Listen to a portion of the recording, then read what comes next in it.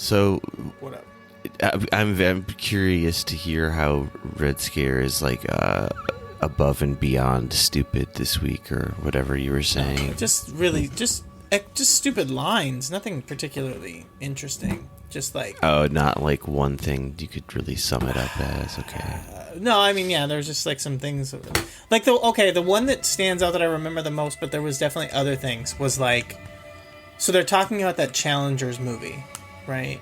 Which I don't know if you're familiar with what that is. I know a little. I know it's the tennis movie. Right. Yeah.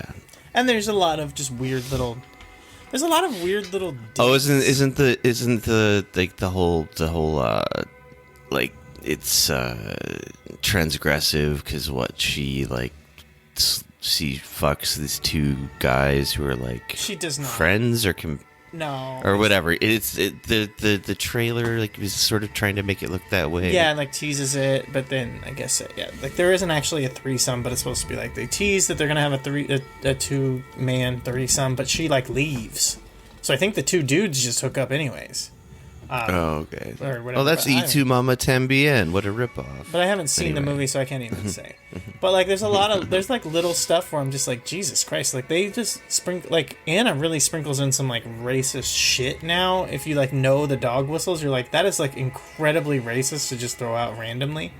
But like Dasha is just so incredibly stupid. And the one, like I said, the one thing that stood out to me the most, where it's just like. You don't understand how time works or something? Because she's reading like someone else's review of the movie and being like, someone who is like really harsh on the movie and reading their review, and the person references it like, oh, it's about millennials, blah blah blah, whatever, and she says, well, you can't just keep calling like movies like being about millennials when it's just like adults, and it's like what? You don't understand the concept of the fact that, like, millennials have just become adults. So in your head, you're like, her brain still, if someone refers to millennials, then she assumes that they mean kids, because that's what it used to mean when millennials were kids. But now that they're adults... beyond... Yes, you're right. That is above and beyond for them, even. It was so incredibly stupid that I was just like, it's like... And don't you, like, get, like, the meme... Like, people still refer to boomers, right? Like, there's the boomer meme. Like, okay, boomer, right? And you know that you're talking about old people. But, like, because she hasn't had to, like, deal with the idea that, like, they were baby boomers. They started being called that when they were babies. Because there was a lot of them born at the same time. And now they're olds. But you still call them boomers. It's like, in her head, she's like, well, if they're saying millennials, then they mean, like, teens. But it's like these are just like grown adults. It's like millennial doesn't mean that. Millennial means just it's fucking amazing. She's like, she's almost like a fucking Zoomer herself. Like, I think she's a millennial. I mean, she is, but I'm saying she's okay. I'm a millennial, but I'm like on the elder cusp. And, like, she is, too, but I'm, like, I don't know, I'm probably, like, I don't remember how old she is. She's still, like, in her early 30s. 33, yeah. Says, which I'm 7 years older than her, so... Anyway, that does actually fit in with one of my many, many, many, many complaints about this fucking show we watched, because he's constantly referring to millennials when he really means Gen Z. Right. Yeah. But anyway, even that is less stupid than what you're explaining that Dasha is describing, right. Who just doesn't understand that, like, time has passed and that she's an adult and she's a millennial. Right. That when people are referring to millennials, they're referring to that generation. And that generation still exists and will become adults. She just thinks millennial is like slang for teenager and will forever be. And will forever be, yeah. Like, at some point you have to stop calling them millennials or something, maybe, also. Like, I don't know. It's fucking crazy. It's just like... Oh, God. What are you talking about? Yeah, it's pretty good. I was just about to make, like, a hack joke of, like, give me whatever she's smoking, but no, I don't want that. I don't want whatever she's smoking. Stupid? No. No thanks. Yeah. Yeah, 81 to 96, it says. Okay. So, yeah, so technically, okay, because Zendaya is one of the main characters in the movie, right? So it's like Zendaya is technically, like, on the cusp, but a millennial, if you want to give it like the... So it's like, yeah, they're referring to it as millennials because she's one of the characters in the movie and she's supposed to be, like, contemporary. It's just, yeah, it's amazing. But that's what I was going to say is, like, Gen Z has, you know, young adults in their 20s now, so like get the fuck right. Oh god. Right. Anyway, it's so good. I love it.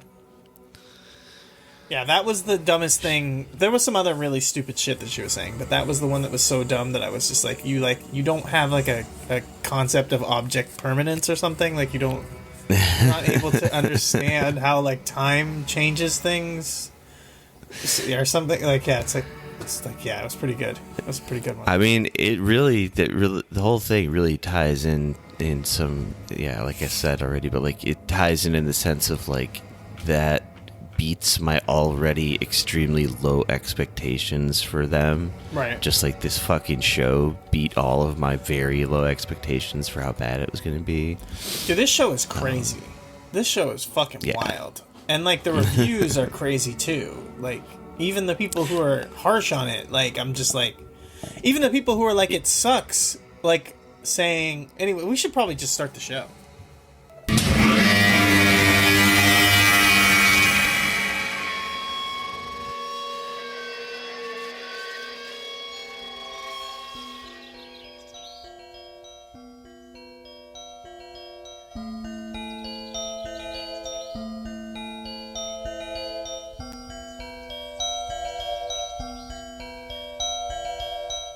He walked out in the gray light and stood, and he saw for a brief moment the absolute truth of the world. The cold, relentless circling of the intestate earth. Darkness implacable.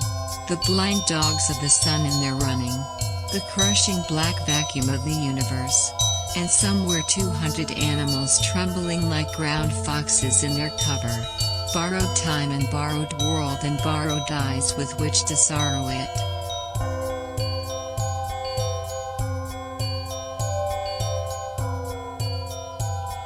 And lo, for the earth was empty of form, and void, and darkness was all over the face of the deep, and we said, look at that fucker dance.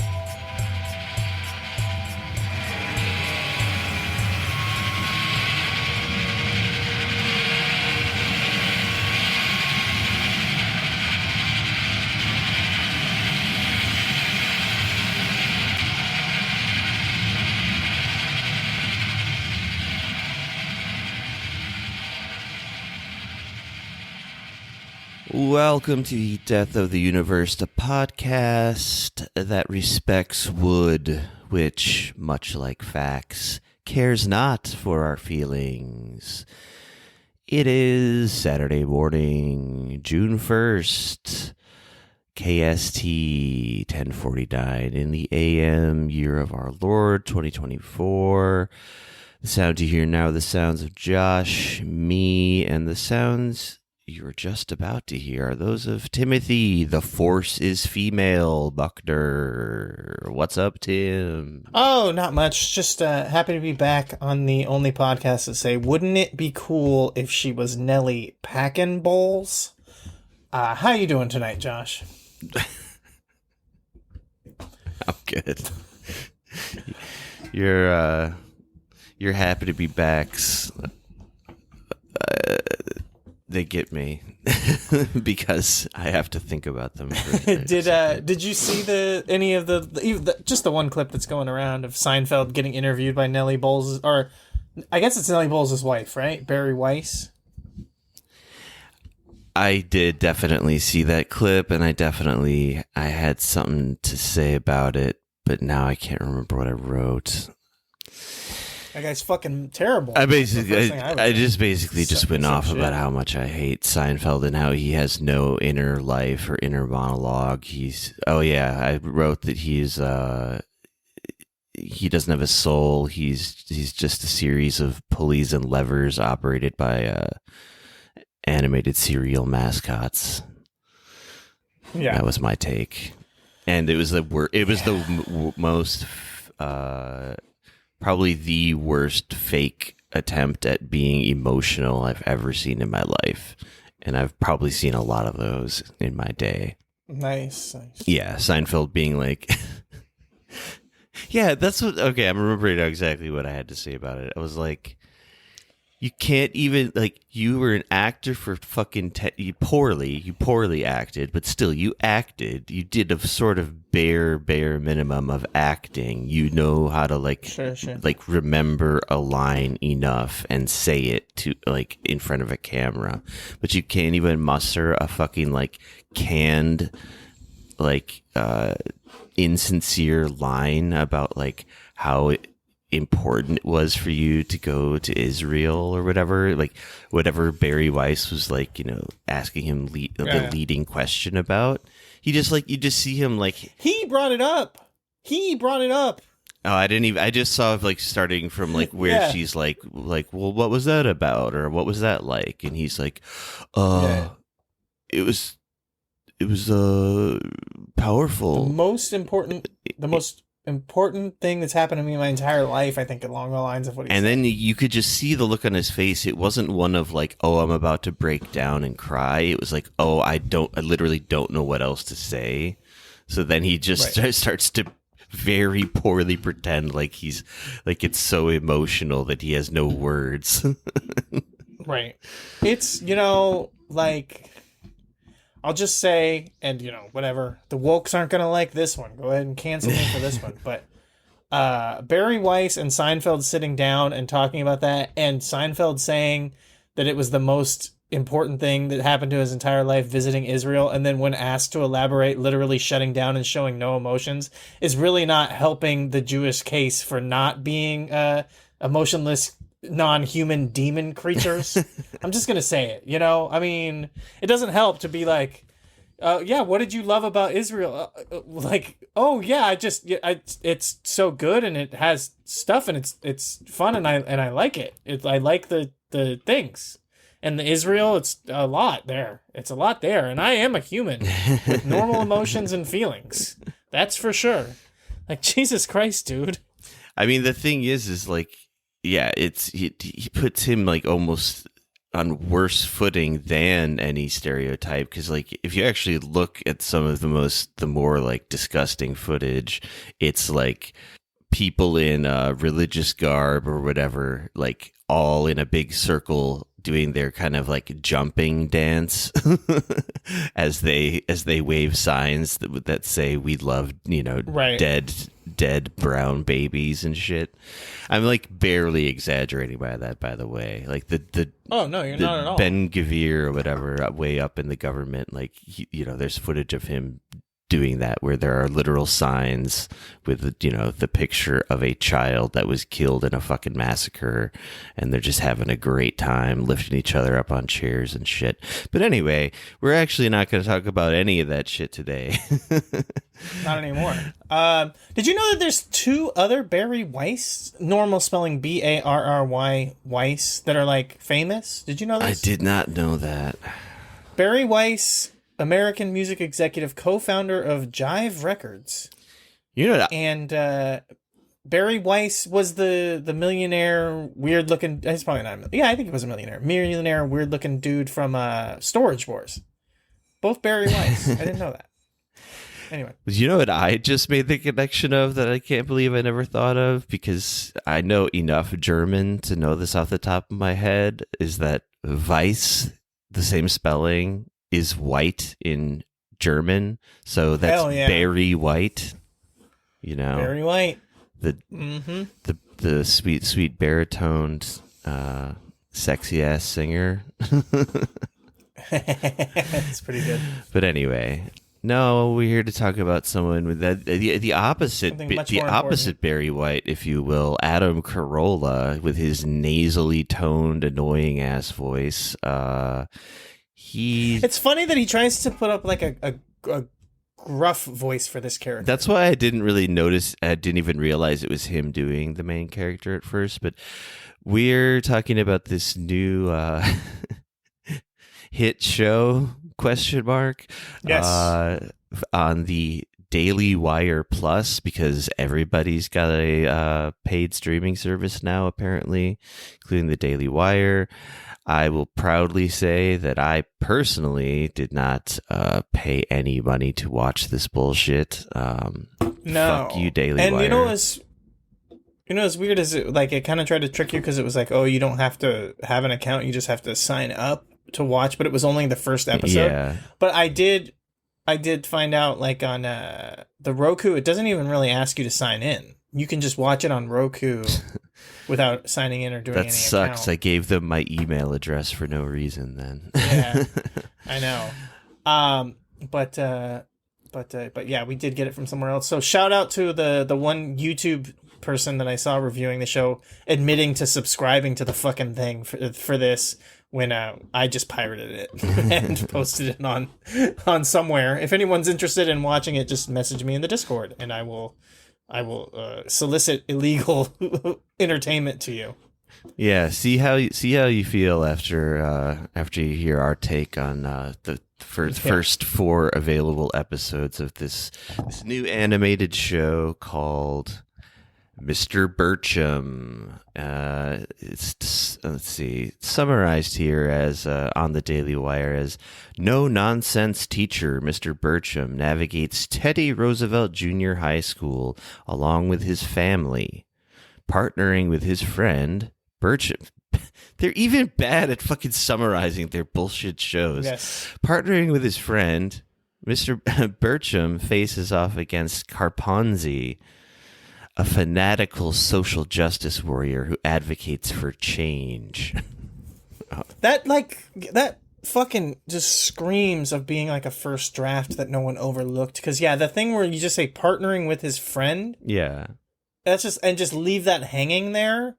Like, anyone with a fucking brain would look at that and be like, you have to just say who that is. Yeah, say his friend's You don't just say name. partner.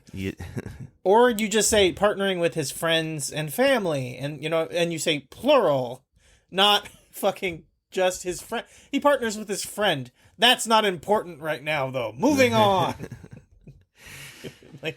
And they really even downplay the, how over the top this Carponzi, I forget how it's said even. Carponzi is how they say it. I just kept calling him Jedi, capital Jedi, because that's his sort of job title, as I guess we'll get to in a second. But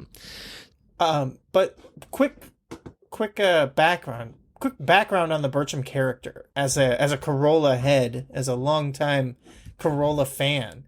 Birchum was Adam Carolla's first fucking character. And he has been rehashing it his entire career. The gruff woodshop teacher. Yeah. Yes. Some version of Birchum has been in his arsenal since like the probably early 90s.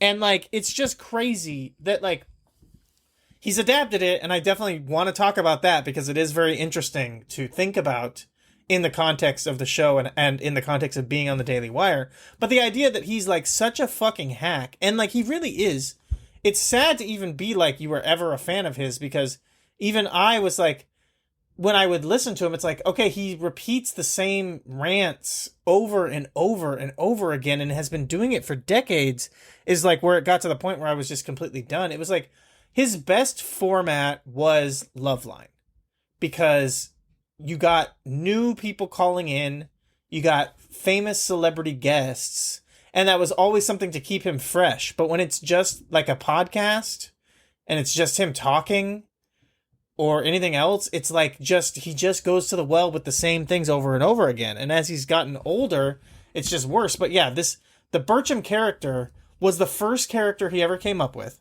If you know the Adam Corolla lore, the backstory, he was just, he claims to be just a tradesman's carpenter coming from a really bad family who didn't have any money. His dad, they were both hippies and lazy. His dad was a semi-professional jazz musician, and his mom was a Chicano studies major, who both were like chronically unemployed.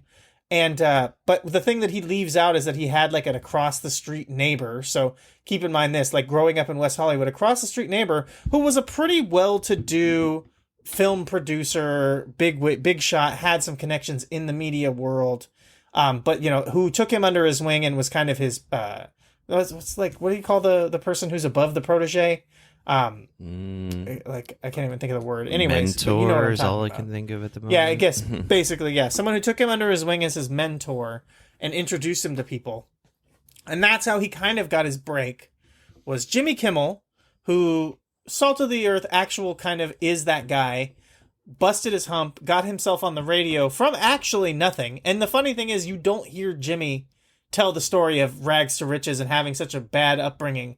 But he was closer to it than Adam truly was.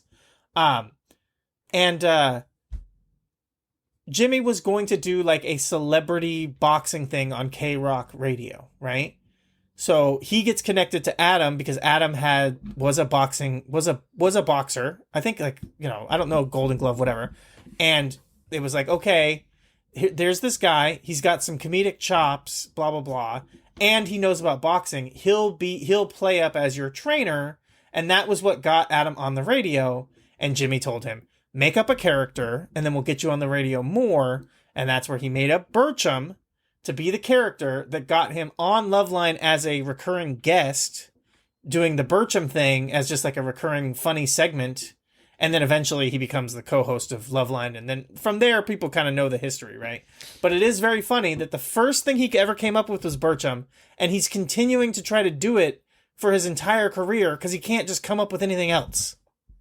No, he fucking sucks. He's really not talented. But that's, yeah, I mean, that's been my opinion for a long time. I think we've talked about in the past, like, I listened to Loveline as well a million years ago, but I had no other like entertainment options. Then it was just like late, right. It was like late night radio, and I was like literally listening to the fucking radio on a Walkman because, I used to walk uphill both ways to school and all that. I'm a fucking old man. Right. But like, as soon as I found out about Phil Hendry and Coast to Coast AM, I never listened to Loveline again.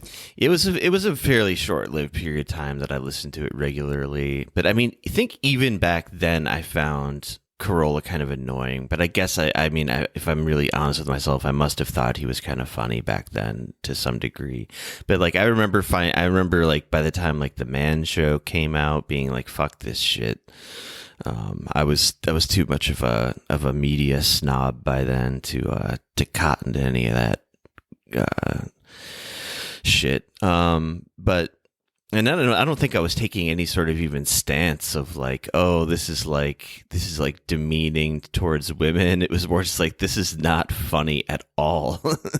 But right. Not to get too caught up in, I mean, Adam Corolla is, he is basically the creator of this show. Without him, this show wouldn't exist. So I guess we have to kind of get into his backstory a little bit. And proto this show, he tried to get this show made before. Yeah, you sent me the pilot version of this. It's like a 9-minute pilot from 2011, and it's almost word for word the same as the first episode of the real show here, but the character design's a little different or whatever. But basically, it's kind of pretty much the same.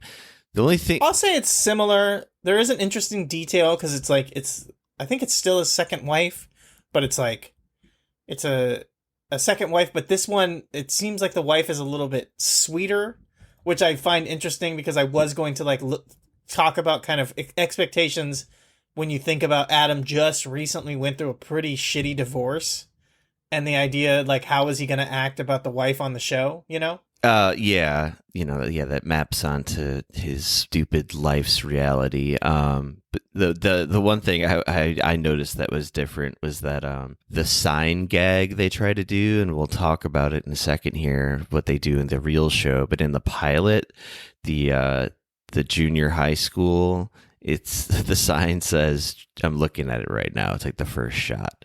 It says George Washington Junior High School, home of the Braves. But then they put a Viking helmet over this indigenous cartoonish man mascot, and they just slap the word Vikings over the word Braves.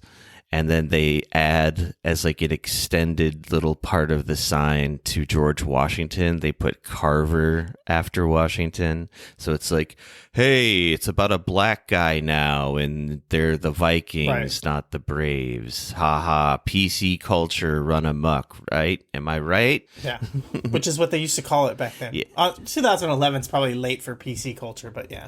But it was still pre like people saying woke all the time. So if Yeah. Adam Corolla guaranteed when he like wrote the pilot or came up with the pilot was like, yeah, I'm tired of all this PC crap. I'm sure he said something like that. But I guess to get into the actual show, I mean, maybe a little other sort of background, just like who participated in this fucking nightmare. Megyn Kelly, darling of the pure Aryan right. And she's the bleeding from wherever fame, correct? Wait, what? When Donald Trump said she was bleeding from her nose, bleeding from her eyes, bleeding from her wherever, he was talking about. Oh yeah, Megyn Kelly, I just couldn't remember the exact wording. I didn't remember it was that it was that crass. yeah. That's the thing I do remember about her is like the deranged libs at the time like started to like basically like embrace her because she like kind of like got sassy to Trump during the debates or whatever. Right.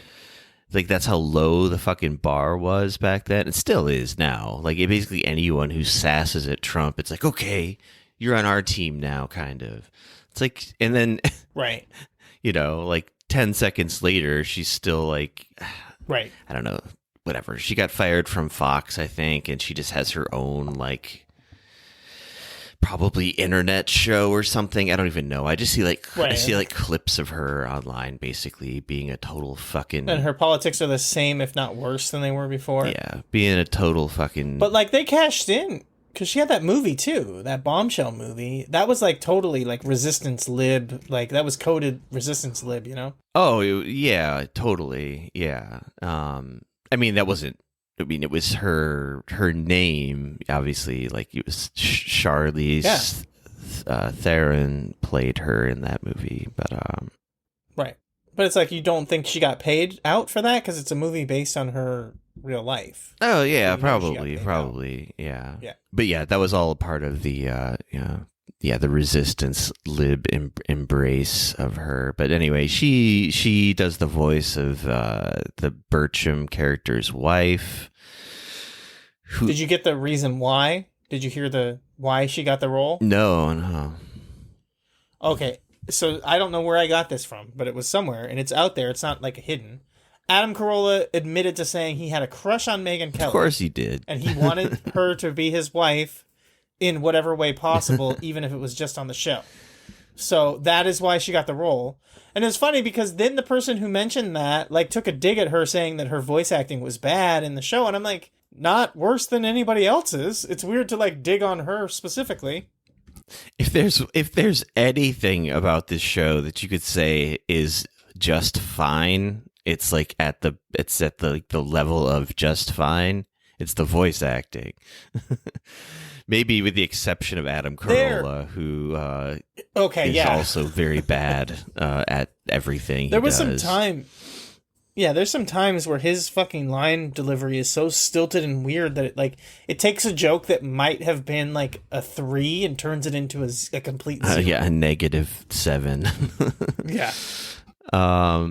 It's funny because when you pull up like on Google, the first person you see is Patrick Warburton, Putty from Seinfeld. For those who don't know his real name, very iconically deep voiced guy who does a lot. The Tick. Yeah, he was the Tick original. Well, one of the various iterations of the Tick.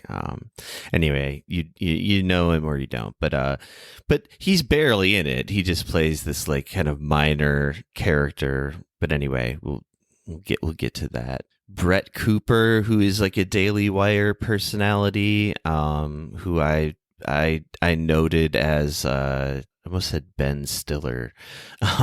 Ben Shapiro. Ben Shapiro's drag persona is what she looks like to me. She's the one.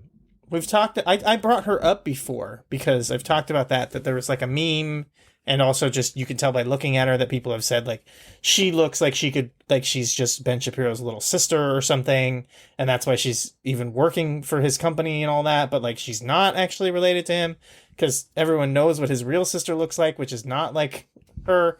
But the one thing I did want to mention is that, I mentioned that before I brought her up, I talked about that she's like she was a 1 on the binary, but incredibly somehow this poor young girl doing this show, and I'm looking at like press photos from like this show, and I'm like, how does someone hit the wall before they barely even got over it?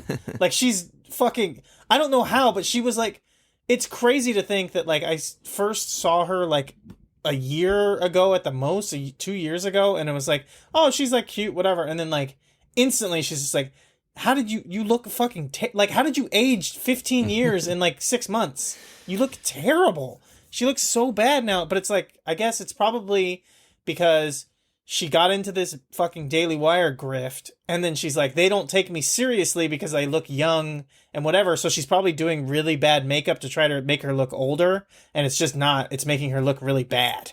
Yeah, maybe like pushing down all your human instincts of compassion and basic decency to be part of the Daily Wire family just ages you. I don't know. Right. They say you get the face you deserve, right? I would say maybe the most disappointing name on here that I saw was Rob Riggle. What is it? Riggle? I can't fucking remember. I've always heard it said Rob Riggle, but okay. I don't know that that's correct. You know what? Why I confuse it, because there's that guy who did like the animated bits for SNL back in the day. Bob Smigel. Oh, yeah. I think I'm thinking Smigel and Rigel and Wriggle, and I'm mixing them all together. Yeah. Anyway, Rob Riggle, he's like, he's another one of those guys who like makes kind of like cameo appearances and like otherwise kind of funny things usually, but now he's doing Daily Wire animated series. Should also just go. Sure. I mean, he's always been on the edge and had kind of bad politics. I just didn't know anything about his politics, so I assumed he was just like in that sort of like bland centrist SNL like world politically, but well, he's not an SNL guy. I mean, he used to be. Rob Riggle. No. Rob Riggle started on the Daily Show. Really? He had nothing to do. Well, okay, but yeah. Like Daily Show, SNL, there's so much overlap. I feel like I've just seen all of those people like together in different configurations. But yeah, you're right. He was never an SNL cast member. I don't know why. See, again, I'm thinking Bob Smigel for some reason. I'm confusing the two of them together. But no, but he was a featured player on SNL, which I did not realize. So I'll give you that. He was on there at some point, a little bit, but he was not a cast member. And to me, his first big break was Daily Show. Because he was like a recurring. You know what? That's right. Because he was always like the war correspondent, and then in real life, he like did like the fucking comedy tours over like in Iraq and stuff. And I remember getting the vibe then of like, I think this guy really likes this shit. he really likes putting on the flak jacket and the high fiving the brave boys over there killing 1 million people. Oh, you know what? He had one season on SNL as a featured player, and then 2 years at the Daily Show. So yeah, I mean, I guess he's an SNL whatever in that oeuvre. I'll give it to you. I was wrong. Mea culpa, even though, like, again, he was not technically a cast member. Let's say we were both right and split the difference. Sure. And then this guy I'd never heard of before, who is like my new sworn enemy, Tyler Fisher, a fucking YouTube comedian. He plays the aforementioned SJ Dub Carpanzi. And I as part of my due diligence for this episode, I like tried watching some of his YouTube stand-up shit, and it was just so infuriating. I made it, I don't know, 2 minutes in, maybe skipped around a little bit to see what other dumb shit he had to say. And it was just a lot of it was just like really like sub Jimmy Dore level like takes on like the vaccine and masks and shit. It was really bad. So I'm just saying, as a heads up to everybody out there in listener land, fuck this guy named Tyler Fisher. Oh yeah. If he ever breaks big and you start, because of this amazingly successful animated Daily Wire Plus show, which by the way, has a 3.7, and this thing just came out like 2 weeks ago or something. Yeah. I mean, it's live. The 4th episode came out on like Tuesday. Okay, so maybe it's been out even a little longer than that. But like basically, I think it was like beginning of May. I think it started. It's got 3.7 on IMDb. 23% liked this TV show according to Google. But then if you go to like what is now, I'm going to just call my new favorite website, which Tim, you've alerted me to. Yeah. It's worthitourwoke.com ranks. I think woke or worth it. I mean, I'm looking at worthitourwoke.com right now, but all right. You're right. Yeah. Sorry. It's got a 72% average on the Wokeometer. Between woke and based, it is like nearly to the max of 100% based. It's 100% based on pretty much everything, which is so... I love this website because it is like... It will be... I mean, I guess 72% is probably pretty high for the actual rating of everything, but they are pretty like...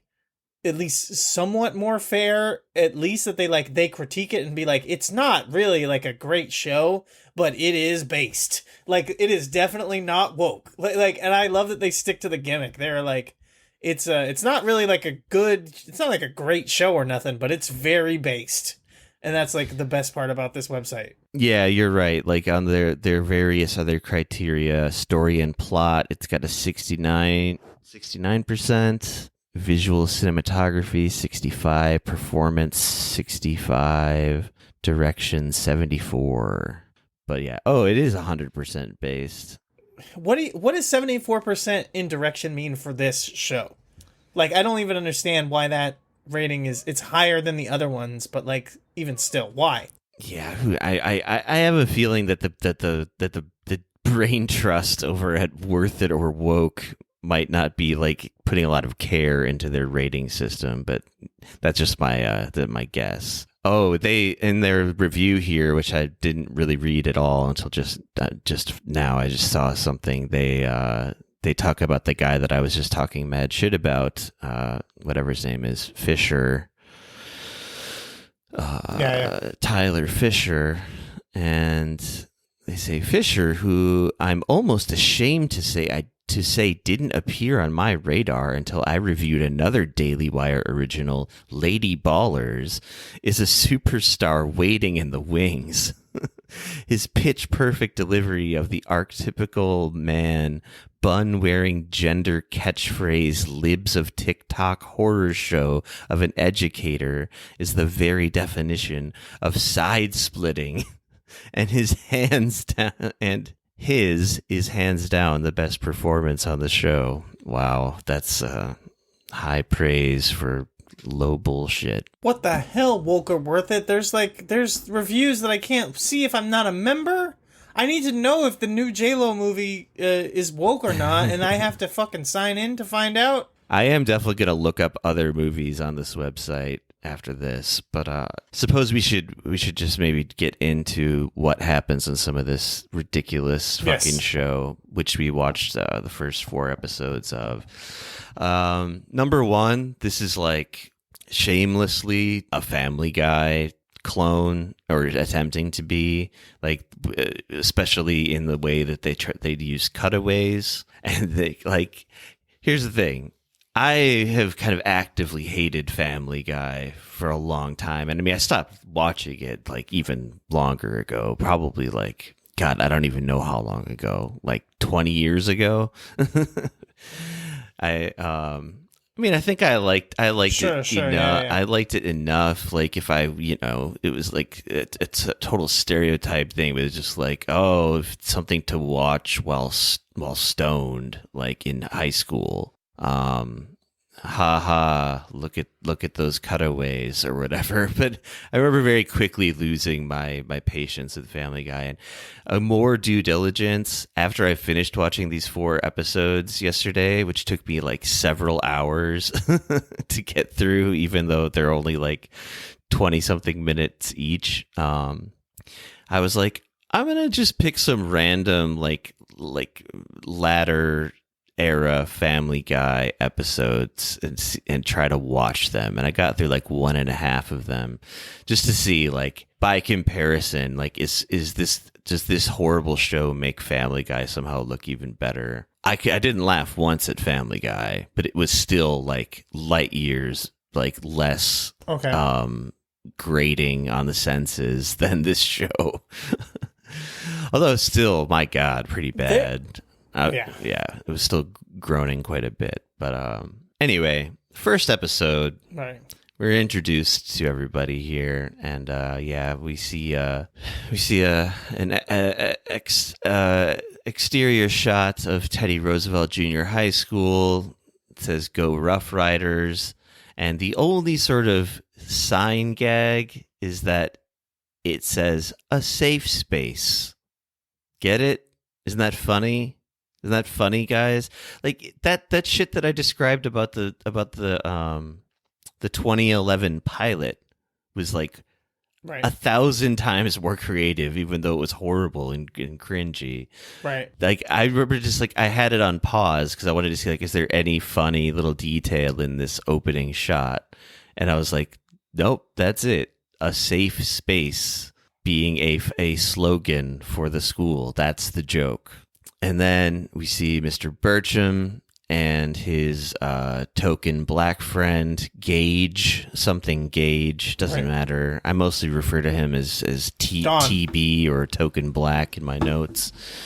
His name is Don Gage, and I remember because there's a joke about his name later. Okay. Where it makes it memorable. Anyways. And immediately they're just like basically saying like, can't get no respect. No students don't respect us. Kids these days, like they might as well just be saying these like kind of phrases. Like that's how badly it's written. It used to be better. Yeah. And I also noticed that they tried to do a gag that is very much a classic Simpsons bit in my mind, where Homer is forced to park like so far away from the nuclear power plant that he's basically right back behind the backyard of his house. And he has to like rollerblade to like get through the parking lot to get to work. But like their version of that is just like massive zoom out, like fake out to like, you think they're close to the school, but really they're so far away from it. They're forced to park far away. Isn't that funny, everyone? Like, oh God, this show almost could be like an AI creation. It's like too stupid to even be an AI creation. It needs that human touch. It's like they're almost stupidity. referencing that the parking used to be. They're like somewhat referencing that the parking used to be worse. Because they're saying like they show that they respect us, or maybe it's just meant to be like he's being snarky, and maybe I misread it that way. Yeah, I honestly can't even really remember, and I saw that part twice because I tried to watch the first episode once and gave up early on and had to come back to it later. Sure. Anyway, I'll try not to get too bogged down in the details here. And like before they even get inside, they're introduced to Carponzi, right? They're like just in the parking lot. I guess they're already talking about like they're gonna do like our annual bet where we see who gets like disrespected by the students first, right? Which is such a weird thing. And then and then some kid on a skateboard goes by and tells Mr. Birchum that he can eat a dick or whatever, and it's like Gage is like, man, they fucking hate you, which I thought that was like almost funny in a weird way, but it was like whatever. It was just very lazy, but it was kind of nice to like have his friend just say that, man. Like, man, the kids, they just fucking hate you. We didn't even get inside the school for the first day of class. And then, yes, we're introduced to the foil of the show, Carponzi, who's like, I don't even know what the fuck he's really what his character is supposed to be. There's also a moment like right before that. This is the rapid fire series of jokes, right? The kid on the skateboard, and then like another like sort of like group of kids comes like barging between the two teachers for no reason, and they're like literally taking selfies with selfie sticks to like show like to just really telegraph to us like, right, goddamn, this selfie stick generation. And we should say, much like our idiot friend fucking Dasha at Red Scare, who you maybe hear the reference to in the cold open of this episode, we'll see.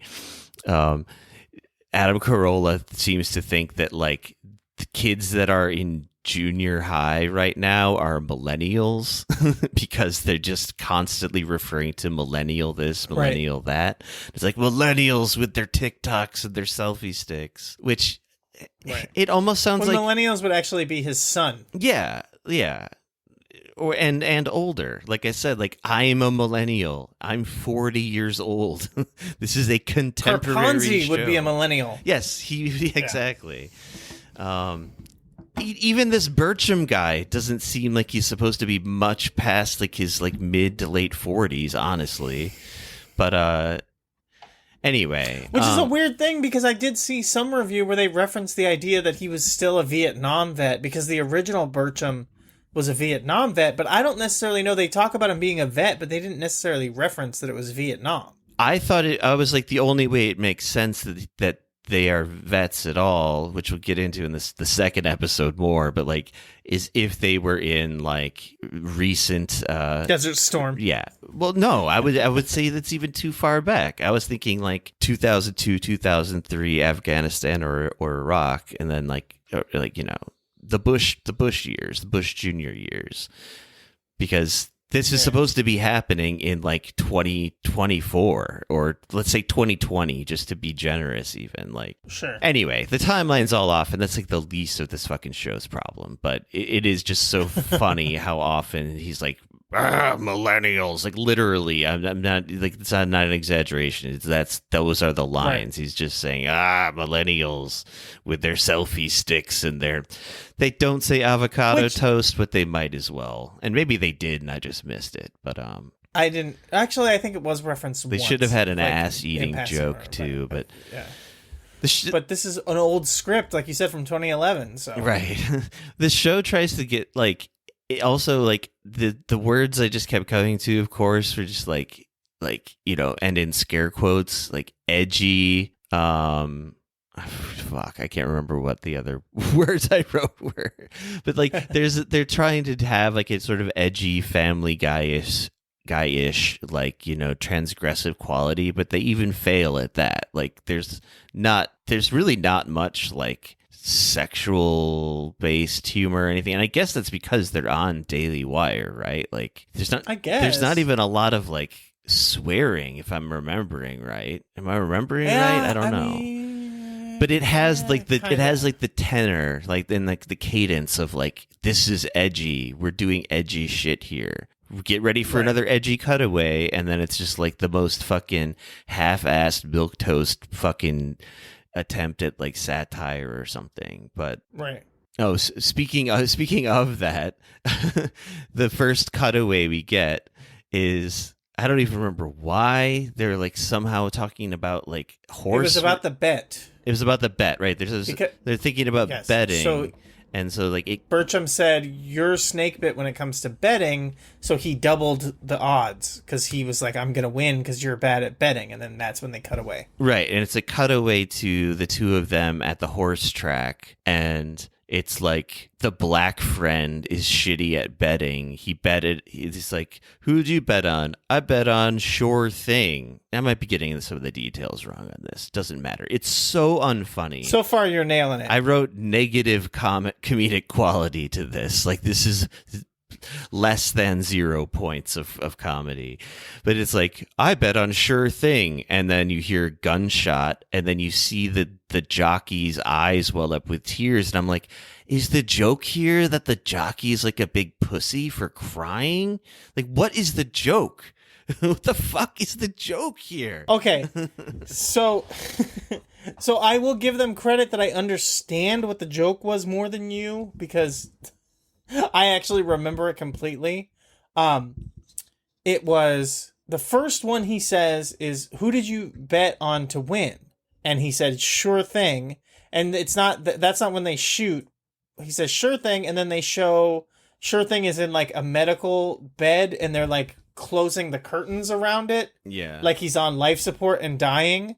And then he goes, "Oh, well, who did you bet on for the place in the show?" And he said, "Bulletproof and like Immortal." And that's when you hear the gunshots go off.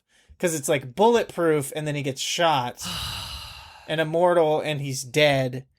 And the jockey crying, I don't think was meant to be like he's a faggy jockey crying. It's just supposed to be that it was like sad that the horse was dying. But that's not funny. It's so stupid. No, so the joke is, isn't it funny that horses have stupid names? Which, this is a joke from like the 90s. Horses have dumb names. Racehorses have stupid names, right? That's a joke. And then it's like, wouldn't it be funny if the stupid horse names were like then ironically like the opposite? So it's like, I get that. I get all of that. Yeah, right, it's right, just right. so unfunny, Sure. is my point. And like, it's the first cutaway, and it's I like, agree. It's like, this is supposed to be on par with like, you know, what, like Family Guy's like greatest, most like edgy fucking hits. Like, it is shockingly unfunny to me. But Okay, well, the second cutaway is worse. you'll have to remind me. Right. But like, We'll get to it. You have it in the notes, but yeah. we should talk about, like you were saying, why don't you like introduce us to this fucking Jedi, this Carpacci. Carpanzi shows up. He's got a man bun. He's got a shirt on that says "Pride" in rainbow letters on the stomach. I believe it says got glasses, Unity. orange. Okay, whatever. It says Unity In this rainbow and that. colors, but yes. He explains that like I'm a cisgender, male, blah blah blah. But I did dabble in being gender fluid in college. This was a trailer line, by the way. Was him going, "I'm a white cisgender male, for which I apologize." And that was supposed to be Right. like the biggest laugh that line shit. that's gonna like get everybody on board with this show. But because you can't even be just a white man anymore. It's illegal to even just be a white man anymore. he's also Yeah, that's he's they also love that. riding a faggy scooter, which they make fun of him for in various ways. And he's got his faggy little helmet on that says, like you mentioned, the Force is female, which is, I don't even know. Like, I get it, but I don't know if maybe I'm missing something because I want it to be something more to make it funny. It's a but it's Star not. Wars thing. They're trying No, I know. Well, I'm saying like their whole thing with this character. They're like, he can't just like, oh, that's too easy just to make him like a wokeified cartoon, like living cartoon. What if we also throw in the fact that like these adult babies who love Star Wars are also lame ass woke tards? Like, I think that's what they're just trying to do. They're like, two birds, one stone, guys. Right, you could just of course. you could just picture Yeah. them high fiving in the writers' room, like. Well, the thing about it is that is like a more of an Adam Corolla flourish, because the rest of the Daily Wire dorks probably actually like, Star Wars bullshit. But they hate Adam how Corolla- woke like Disney and Right, Marvel right. and Star Wars has become, Right. though. So I think that's kind of the But dig they're trying like- to make. They're like, it used to be good, and then now these kind of fuckers made it bad by being woke. But Adam Corolla, I guarantee, would be like, Star Wars always sucked. Like, that's his vibe. He doesn't like shit like that. Yeah.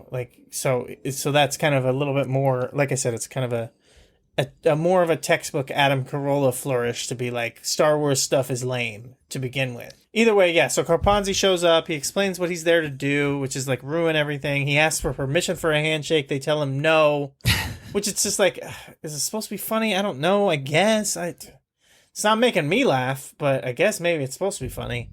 And then he's got his eye on them because they're, whatever. He knows that they're regressive and man-phobic and this and that, but whatever. Then we cut to the class, basically. Summarized by me as zero comedy. Yeah, nothing good here. They do Wood doesn't care about your feelings, which is, obviously a shout out to the big boss, Ben Shapiro. So they gotta get that in there, of course. Gotta shoot that in there. If you hurt Wood, Wood will hurt you back. Which seemed like just brain damaged attempt at comedy. He also said Wood doesn't discriminate. Then he introduces us to his donkey system, which all I could think of was like how Gordon Ramsay insults people by calling them donkeys, which I assume is like a UK-ism. So it's kind of funny that, I don't know, maybe there's some like fucking inside joke or some shit that I'm not getting about it. Okay, well, so it's not an inside joke. It's just that, like, he says that the wood's only natural enemy is a donkey because donkeys will chew on wood. I missed that part. That's it. Because donkeys are like, donkeys have that thing like rodents where their teeth will continue to grow, so they have to they have to gnaw on things to keep their teeth from growing. So, yeah, that's it. Donkeys will eat wood, they chew on wood, so that's why the donkey... Yeah. So yes, he refers to his students as donkeys, which is supposed to be fucking a real knee slapper every time he does it. I guess it's not. Sure. And then he has this little chart with like little donkeys on it that if you get moved along the donkey chart to the end of it for every like infraction, and infractions can be things like being named after a pretentious car, as one of the main student characters speaking is named Spanish. Bentley. Yeah, speaking non-English. Yeah, Spanish in particular. Another big hang-up of Adam Corolla's apparently is like he's like a lifelong Southern Californian, right? And he's just like so angry about things being in Spanish. This comes up a lot on the show, actually. It's come up for a lot for the past 30 years of being fucking cognizant of this man existing. Yeah. And just, I would say like maybe every, I don't know, 50 words of notes is just me writing my feelings, which are, I hate this shit. This shit sucks. Right. No, so, okay, but see, here's one of these, and I can't blame you because it's not like, whatever. It's hard to even, but you have like, Jedi, which is Carponzi, says don't play the safety video because it's highly problematic. Zero elaboration in parentheses from you. Shows video anyways. Not true. The gag was he promised Carponzi, okay, I won't show blood on the bandsaw, which is the name of the safety video, which was also the name of the safety video in the original pilot from 2021. So another thing where Adam is like, this is funny. No notes, gotta keep this, can't let it go. Yeah. Thinks blood on the bandsaw is really funny. So what he does is when Carponzi leaves, he hits the thing on the old projector, and he puts on blood on the bandsaw, and then you see the next title card, 2. So it's the sequel. It's Blood on the Bandsaw 2. Oh. He did not he promised he wouldn't show Blood on the Bandsaw, but he showed the sequel, Blood on the Bandsaw 2. Why would you be paying attention to this stupid detail? But also, what a stupid loophole, and it undercuts Corolla's whole fucking message, which is like, I'm not going to take any shit from these woke tards. It just means he's like... But he outsmarted him. He outsmarted him, but it's like... You'd think that... I mean, that's why I didn't notice, because I just assumed what it was he's like, fuck this... SJ Dub, I'm gonna do what I want. But anyway, okay, interesting. Well, and but that speaks to the I'm sorry. That speaks to the difference between Adam Carolla's politics and the kind of idiot that he is, and the Daily Wire idiots, and just not even Daily Wire, but the modern day like right-toid idiot thing, which is Adam Corolla comes from the old school idiot right-wing dumbass who is like, oh, actually, he's more like the Gen X, like, clever. I'm going to trick you by saying, of course I would never play Blood on the Bandsaw. And then the second he leaves, but I play Blood on the Bandsaw, he plays too. the sequel, and I outsmarted you with my crosses wit. his arms. Yeah, and I'm he has clever. This fucking smirk on his face. Yeah. Yeah. Instead of being like the modern day Donald Trump era conservative where it's like, no, I just lie. I just say, no, I'm not going to do that. And then you leave and I still just do it. Yeah. And that's like the difference between Adam Carolla's antiquated style and the modern style. And it does like speak to why this show really almost doesn't make sense on this fucking in the Daily Wire universe. Yeah, it's really... I mean, it seems like it's kind of easy to sell the Daily Wire. It's like, as long as you're doing something explicitly anti-woke, like you could probably get a fucking 6-season deal like inked right away. But although okay, so then this is go ahead. I was just gonna say, although this show, I think even. We talked about like seeing other reviews on YouTube and shit by people that were like loved the politics of the show, but had to admit that it was dog shit because like the quality overall is so bad and it's so unfunny. Right. But so maybe they will not get that 6-season deal, 6 seasons and a movie deal. We'll see. So they cut to now they're at home, and the only reason why I care about getting go ahead. I just the detail about showing the fucking safety video. The whole idea is like it's trying to do this edgy thing but they don't show anything. It's just like implied violence of like a kid just stupidly running his hand through a bandsaw, and it's like, and one kid's like puking, one kid faints, and then it's just over. Like, there's so many times when the joke ended, and like the quote unquote joke ended on this show, and just goes to the next scene where I'm like, it's literally one of those, oh, that happened kind of adorkable fucking moments. There's no punchline. There's no punchline. Yes, exactly. Yeah, there's no actual punchline. There's no finish. There's no tag. Leaves you hanging on this most unfunny bullshit of all time. Yeah. So next scene is what? Go ahead. Well, you have to remember that Adam Corolla has never been a stand-up, so it's like he doesn't have the comedic chops. He supposedly does stand-up, and I joke. watched a couple minutes of some of it, and it was fucking abominable. It was so bad. It was literally just him talking about dick size, and it was uncomfortable. It was fucking it was so bad. But anyway, well, like I said, he's never been a stand-up. He eventually started having to do stand-up, in scare quotes, stand-up shows because it's the only way to like monetize what he has, which is like a following for talking about shit online. Anyways, cut back home. This is the second cutscene that I want, and that's the only reason why I care to reference is that I told you the second one is even worse than the first because it's like Sawbones, which is honestly the MVP of the entire show. It's his dog whose name is Sawbuck. I said Bones, but it's Sawbuck. And they're saying Sawbuck is getting chubby, so I got him vegan food. And, Birchum says dogs aren't meant to be vegan. They're descended from wolves or whatever. Have you ever seen a vegan wolf? And then the cutaway is literally just wolves eating a carcass.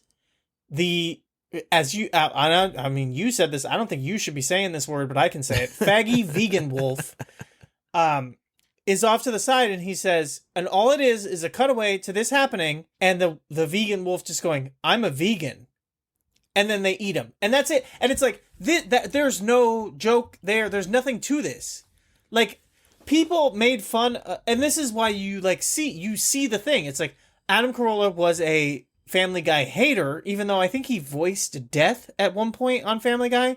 But I'm sure that he was one of these people who talk shit about Family Guy for just being, it's just cutaways and nothing makes any sense, blah, blah. It's because he doesn't even understand it. Because you watch this cutaway and you see someone who doesn't understand the actual art and craft of making a cutaway joke like this. Because just having the wolf say, "I'm a vegan," just to get killed is like completely fucking pointless. There's nothing to it. There's literally no. You already made the joke, and now instead of having a punchline, but now you do the cutaway to be the stinger. Now it's it's literally illustrated for us, and Right. and if you don't understand that being a vegan means you're also a woke tard, the wolf has a fucking man bun, and walks up to the group of manly wolves that are, eating as God intended another animal, and then announces, "I'm a vegan," and it gets just like violently torn apart. Home run of a joke. It is even worse than the fucking horse race one, I guess. Yeah. The horse race one at least had a joke in the cutaway. This one didn't have a joke. I'm going to go out on a limb here. I'm going to say that the cutaways increasingly get worse, because I just looked at what the next one is after that. Oh, yeah. Where were we? So it's establishing his Birchum. Wait, what's his fucking name? I don't know why the name is so generic to me. I keep forgetting it. Birchum. I keep wanting to say Bertram. Well, you gotta think it's meant to be like it's meant to be a play on like birchwood, right? Birchum. I guess that's fucking like clever. Yeah. So his here's the other thing that I couldn't quite figure out. Is he supposed to be the stepdad? I think he is. These are not even his biological children, because like eventually that gets referenced, or like maybe the daughter is his biological daughter, but the son is like his stepson. It's like really, they don't make it clear immediately, and like it's like gradually it sort of gets revealed that he's not their bio dad. Okay, so sorry, I actually understand it and I got it, but I kind of get the confusion, especially watching the pilot. It made it a little bit more confusing, but okay. The son is his kid. Okay. And it's weird because they reference his first wife in a cutaway later that makes it not make sense that she would have had a kid with him, at least for me. Yeah. But the son is his kid from his first marriage. In this show on the Daily Wire, the second kid, it hasn't been completely clear, but it feels like they presented it like it is his kid with the new wife. On the 2011 pilot, they explicitly say that she's his stepdaughter, meaning that she was the wife's kid. So but the son is still his in both. So in the pilot in 2011, the son is his, the daughter is hers, and they are married now together. In this one, it seems like they're implying that the son is his and the daughter is both of theirs. I swear the word step something got brought in, but it fucking doesn't matter. I mean, but that's what I'm saying. It's the stepdaughter. I think you might have gotten confused, or you're like mixing it, because in the pilot from 2011, he says stepdaughter. I mean, but he never actually says that on this show. I don't want to beat this into the ground, but like I wrote it somewhere in my notes, like, this is confusing. Now suddenly he's a stepdad ? And that was before I even watched the pilot thing. But anyway, like the thing he thinks is hilarious, that Adam Corolla thinks is hilarious, I think they say it at least twice, is that he refers to the daughter as the son he never had, even though he has this like disappointment of a son who's like a fucking he's like a streamer, like esports fucking guy who just like literally lives in the basement and has this big elaborate setup that's anyway, the fucking some of the non-realism of the show does not matter. But I was just thinking at one point, like, this guy is like a lowly shop teacher, and like his wife seems to be like bad at her job, real estate agent, yet they seem to have like a fair amount of money if you look at the house. But oh my god, that doesn't fucking matter. But that's a stereotype of all sitcoms. Yeah, forever. But I mean, where it seemed even especially unrealistic is just like, well, who bought the son all of this fucking like streaming equipment, this like elaborate basement streaming setup he has. Like he hates the idea of his son being this like loser, non-real sports playing whatever. But anyway, that's just whatever. This is all just like setting up their stupid family dynamic, which is he basically hates his son for not playing real violent sports like he used to back in his day. Just like Adam Corolla claims to have been like this paragon of masculinity who, if you look at Adam Corolla, if you listen to him, he's just like at best like a Norma beta male guy to me. I never understood this idea of him being like, I'm this masculine as fuck motherfucker. And I saw like, again, the due diligence I was doing. I started watching the beginning of like an interview with him on a podcast, and it was literally like, first question was like, tell us about your amazing life, basically. And they just let him go on, like, tell his biography, essentially. But he didn't begin with, like, I was born here, like, my parents did this. It was just, well, I was really into sports and doing stuff with my hands. I was always into, like, carpentry and being a real man. And it's just, like, so sad how much he's just, like, putting this idea out there of like I was never a fag. I was always a cool. Well, I was always the thing about it cool is, jock man. Just like shut the fuck up. Look at how you present in actual real life. By the way, and not that matters. Not that I give a shit about like. But it's like if your whole persona is going to be like men aren't men anymore, then maybe you should actually like embody this fucking thing that you think you are. But he's not. He just looks like a soft, normal beta guy. Well, that's why the fucking tweet is perfect. The Adam, do you know the iconic canon Adam Corolla tweet? I don't think so. I haven't thought about Adam Corolla really until you and I started doing the podcast together, and you brought him up. So this is the thing about Adam Corolla, right? Is that he likes to say like, "Oh, I built a pirate ship," which is just it's funny because it's basically just the same thing ICP did, and like he used to have ICP on Loveline, and he would kind of like make fun of them, but then over the years he started to appreciate what they did and basically just mimicked and did the same thing as them. He's got a very, very loyal following of a small but very loyal following of people that jock and buy all of his shit and do all of this stuff, and he squeezes them for everything they're worth to make all of his money. But the tweet, because that's like the one time that an Adam Corolla thing broke containment and kind of became like it's like part of the zeitgeist. Everyone knows about it online, social media, Twitter, because he was a terrestrial radio TV guy. He's never been like an internet online guy, really. Was the tweet said, men nowadays are more likely to wear bracelets than they are to eat stew. And that is why I say it's the quintessential thing that explains the Adam Corolla oeuvre, is that he's trying so hard to have these masculine, manly man bona fides that he really doesn't have, that his cultural touchstones don't make any sense. Yeah. His cultural touchstones are so surface level and don't make any sense because bracelets, whilst I understand are like jewelry and adornments, are not even particularly feminine coded. Like, yes, the idea that jewelry in general is not masculine, but bracelets kind of run the gambit of almost being acceptable as male jewelry, right? Yeah, like men can wear bracelets. That's fine. Like fucking bikers, people in like biker gangs wear like fucking like leather bracelets and shit. Right. Yeah.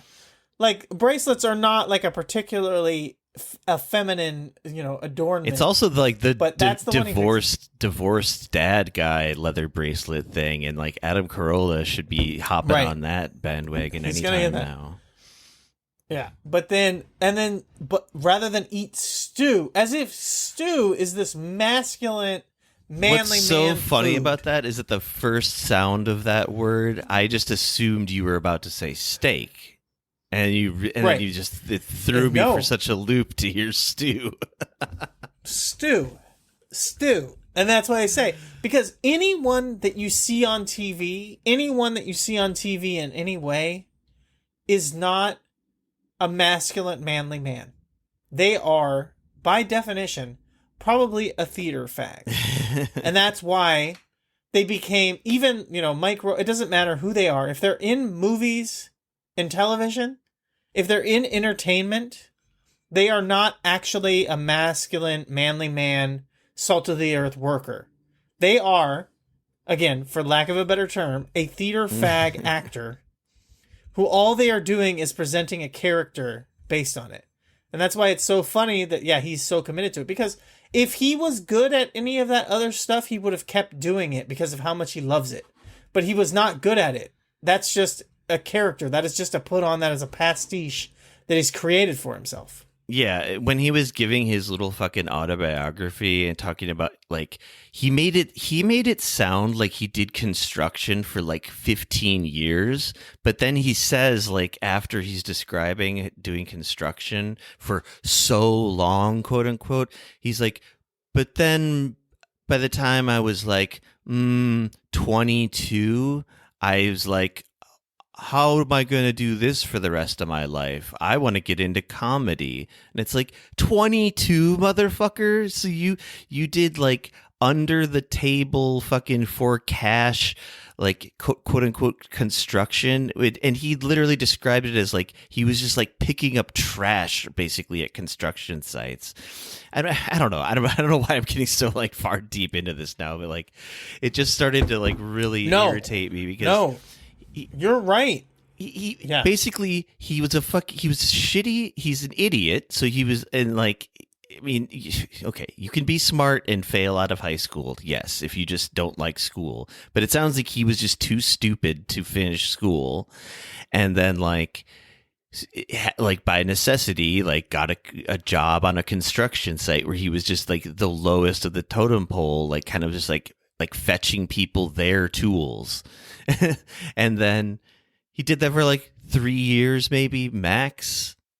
And then he's like, but now I'm going to get into the entertainment biz, like the fucking butch manly man that I am. Anyway, he's just, well, the thing is, he did continue working. He did continue working in the trades for a long time after that. Not a long time, but a couple of years after that, until he actually broke into Hollywood. But it is that, like, he did it for a couple of years and then was like, I can't stick with this. But he did eventually get to the point where he was doing like not real work. He's doing finish carpentry, which is like, that's basically just like nailing together like fucking cupboards in people's kitchens and things, like the easy stuff. Yeah. He was always looking for the easy way out, and the way to make money without having to do a bunch of work. Was so funny how much he loves to valorize hardworking working man, whatever, and not wanting to pay taxes to support the working man. You know what I mean? Because they should figure out how to do the same thing I did, which is, have parents who both have fucking college degrees and live across the street from a famous Hollywood producer. Everyone has to be friends with Jimmy Kimmel. What the fuck were they thinking? Like, He actually compared himself. He said, the illegals hanging around in the Home Depot parking lot, that's basically what I was. Like, fuck off. Yeah. Fuck off and die forever, Adam Corolla. God, I hate your fucking bullshit. That's true. Italians first slaves. Everyone knows it. Anyways. So then we need to like cut through this because we're like, I knew because you had too many notes that we're gonna talk about all of them. Well, yeah, I know. Also, it's a lot of sidetracked business happening here, but I don't know. Maybe this can be a fucking 2-part episode if we really want to get into it. But let's just see. Then the next cutaway I thought was even worse than the previous one.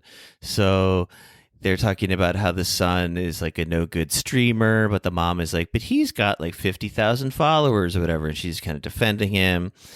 And then Birchum says, like, men need to hunt for their food or they'll forget how to hunt. Cutaway. two bears digging in dumpsters, and then they're eating like a bunch of human food that humans are handing them, and they're taking selfies with the bears, and then the punchline of the cutaway, I guess, is the woman hands with the bear what looks to be like a Starbucks coffee, and the bear spits it out all over. End of joke. Come back from cutaway. The bear that spits out the coffee has like fancy hair. Yeah, and also has weird. like a sort of affected, like effeminate, like sort of lispy voice. And I actually rewound it like 3 times because I couldn't understand the full thing that the bear actually says. I wrote it somewhere, but now I get it. Who cares? Yeah. Yeah, and then I think I wrote that the peak of anything even remotely funny to me throughout all 4 episodes of this, and I did not laugh. I was still just like grimly, silently watching this thing. But he goes downstairs and says to the son, "Come eat your dinner like a normal human bear. I mean being." The idea, the phrase "normal human bear" when he has bears on the mind was almost funny. And that's the zenith point, though. It gets all downhill from there. Well, the closest thing to something I appreciated was also animal related, but we'll get to it later. Then a bunch of other stupid shit. This fucking Larry Bird joke. My God, man. He's again just like bitching about to the son about his son being into like streaming and esports, and he's like, if you played a real sport, you could get an STD. Like the kid says something about like a PvP, and so the joke is that he doesn't he's like, he thinks that it means like STD. He's like, well, don't you need a girlfriend to get one of those? If you played a real sport, then you could get a girlfriend. So, like, the implication is his father wants him to get STDs. That's how badly he wants him to prove that he's not gay or something. Right. And then he sees his, like, gaming jersey, which has the number 16.5 on it, and that itself is supposed to be a joke. It's like, even these fake sports people can't even put real numbers on their jerseys. Yeah. And the amazing joke on that, this awesome math joke, is 16 and a half. What's that? Larry Bird divided by 2? Crickets. Yeah. And then the kid turns on the massage chair, which I wrote gay ? Because the dad is like, what the hell is that? Is that chair vibrating? And the son goes on to explain that the chair also can give acupuncture and insult his competitors in 20 different languages. And he plays something, I believe, in Mandarin. Who knows what it really translated to? And Pops says, when I was in construction, my chair was a 5-gallon bucket and my toilet. End scene. Yeah, this is the level of comedy we're working with here, folks. Man, I don't know. There is just this will take forever to go through. You're right, because there's just like every fucking line of this show is so stupid that it's hard not to comment. There's a lot of unfunny things, and but again, but you don't have to go beat by beat on everything. You watched all of these twice, so why don't you just like take over a bit here? Because I'm just okay. I'm gonna keep getting like lost in the fucking the muck. Well, it's nice because they we already mentioned you're not allowed to speak Spanish. They reference that. That's a pretty good one. There's like a moderate burn about. Because the mom says, "Oh, I can sell $2 million worth of houses," and the daughter has to like do a moderate burn. She's like, "No, that's just selling 2 houses in LA." Isn't that funny? Which is just like when you think about like divorced Adam Corolla selling his house and moving out of Southern California for the first time in his life. It's just like, okay, of course that makes sense. He's upset about how expensive houses are, how expensive real estate is here. I have to point out this one where the daughter and the mom. So the mom is a real an implied sort of bad at her job real estate agent, and she's like getting ready for to have this like open house for this like big mansion or whatever. And the daughter's there, and the mom says like open houses are like, yes, they show unrealistic versions of homes, just like fashion models who don't gain weight.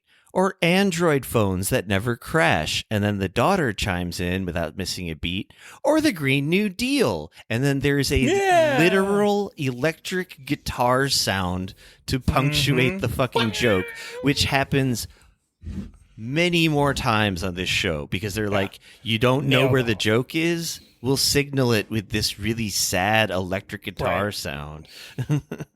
It's like it's meant to be America rocks. Anyways, yeah. So then the subplot here is that the daughter who I guess we should have referenced it a little bit more earlier. The idea that she buys into Birchum's shit, and I'll give you this. I double checked it. You were right in a part here where you wrote it. I think that I kind of glossed over it because I thought that Carponzi was just like overstepping or just assuming something. But he does refer to her as Birchum's stepdaughter. And I think that you're probably right. And as I said, it was like expressly said in the first trailer or the first pilot. Yeah. So the idea is that they're a blended family where each parent brought a kid to the marriage. So the son is his, the daughter is hers, blah, blah, blah. Whatever. That's like classic sitcom stuff. That's what he's trying to do. So the subplot here between them two is that she buys into Birchum's shit and she doesn't want the mom painting over the clear mahogany fireplace. And it kind of plays into the character. Yeah, it's a crime against wood. And you're a wood killer. You're a wood cover. That's why you said killer. It's easier. It's such a stupid line. Oh, God. But it does. You know what it plays into? And it happens throughout the series. Is like this thing where the Megyn Kelly character is just like, it's this thing where it's like women don't have their own personalities and they just try to appease the people that they care about that are around them. And like, it's kind of like shown where it's like, you know, when the daughter tells her like, don't even try, mom, when it comes to like making jokes or like being involved. And it's like, oh yeah, you know, I support her not wanting me to cover up the fireplace or whatever, even though she doesn't, but she has to say the wrong thing because she like says it's mahogany, and she's like it's mahogany. You know, it's this thing where it's like women are so surface level and stupid that they don't even know what they're saying. They'll just like say whatever to make the people around them happy, and that's like just this fucking thing where you don't see women as people. Which is like very nice. It's like very classic, like male chauvinist Adam Corolla bullshit. Yeah. So you get through that with the subplot between them, where we just show like the interaction between two women. It's like the good woman who's learned from a man and knows about wood. It's the bad woman who hasn't learned from anything and she's just trying to like sell whatever. You put it here. I did like the Nancy Pelosi bikini pics joke was funny. But it's also funny because it's like, that's not really a left-wing thing. The idea that they like put that into like, oh, the Jedi, the Carponzi was searching for Nancy Pelosi bikini pics, because the only people who I've ever heard talk about that kind of stuff are right-wing people who talk about like, have you seen the jugs on her? She's got big old fake tits and she wears bikinis. Have you seen them? Like only right-wing people talk about that. So it's just very funny that they put it like, oh, wouldn't it be funny? The left-wing guy is looking at that, and he's into her. He thinks she's hot, not like us. Not like us straight men who are the only one who look at her. In the script, it probably said AOC, and then they crossed that out, and they probably wrote like whoever else, and then like, oh wait, why don't we put in one of the old broads? That's funny. No. See, this is the thing. Like that is a thing. This is a right-wing thing. They talk about this. The right wing love to talk about all of the plastic surgery that Nancy Pelosi got, and that she's got big fake jugs, and that there are pictures that you can find online. Okay, this is all of current day Nancy Pelosi. Yeah, you don't know about this. That's why I know that I get this joke. The right wing people love to talk about this stuff, And you can find pictures online of modern day Nancy Pelosi with her big fake tits wearing bikinis. But like I said, the only people that you hear talk about this are right-wing people. And left-wing people, they try to foist it on this. Yeah. And they're obsessed with it. And they're like, oh, yeah, I bet you like to look at and jack off at Nancy Pelosi's big mommy milkers and how silky and hot they look in the bikini, isn't it? It's, oh, God, I'm going to, I mean, you're going to bust when you think about them and look at them. But no, like that is a right-wing thing that they're trying to put into the mouth of the left-wing guy. And it's like, nah, man, that's you. That's on you. You're the one who's into it, not me. I don't even remember how the rest of this episode goes. I told you the first episode sucks. There's like a ton of notes here. I don't want to read all of them. There's like, he's saying you can't, hurt the wood. You can't, this DoorDash is delivered. We should say what Jedi very cleverly is an acronym for justice, equity, diversity, and inclusion. So they went, sure. They really got really original there. I mean, they're just rearranging. Yeah. Oh, yes. Yeah. They're like, anyway, it's just them doing their two birds, one stone. Like fucking Star Wars is woke and shitty, and so is being woke itself. Yeah, I forgot it. It's in the first episode, they do the donkey work day. So he tells the kids, you're all donkeys. You all made it to the end of the thing. You're in the corral. The only way to get out of the donkey work day is to come to my house and work on my deck, and then you'll get extra credit, blah, blah, blah. Carponzi films it, then they go to the tribunal. This is on the first episode, right? Yeah. I'm like feeling like, yeah. Okay. So then they have to go to the tribunal. They make like some jokes about how the black friend, he gets away with it because he's black and bilingual, but can't speak Spanish, and now he's non-binary. So then when they're in the tribunal, the Spanish-speaking kid is like speaking Spanish, and the black friend goes, what did he say? Because he doesn't actually know Spanish. But then Carponzi's like, let me reiterate what he said. He said that he's bad and this and that. And then the Spanish speaking kid's mom is on the tribunal, and she's like, I teach Spanish. So she knew what he said. But that's it. It's very funny that was like the extent of that joke, because they didn't even have her be like, yeah, and I know that you're lying or anything, or like, whatever. It just cuts off before even any semblance of a fucking like resolution or punchline. Right. It's just so fucking bad. Yeah. It's shockingly bad. Like I said, I had such low fucking expectations going into this, and it fucking went straight down to hell with how fucking low this shit actually is.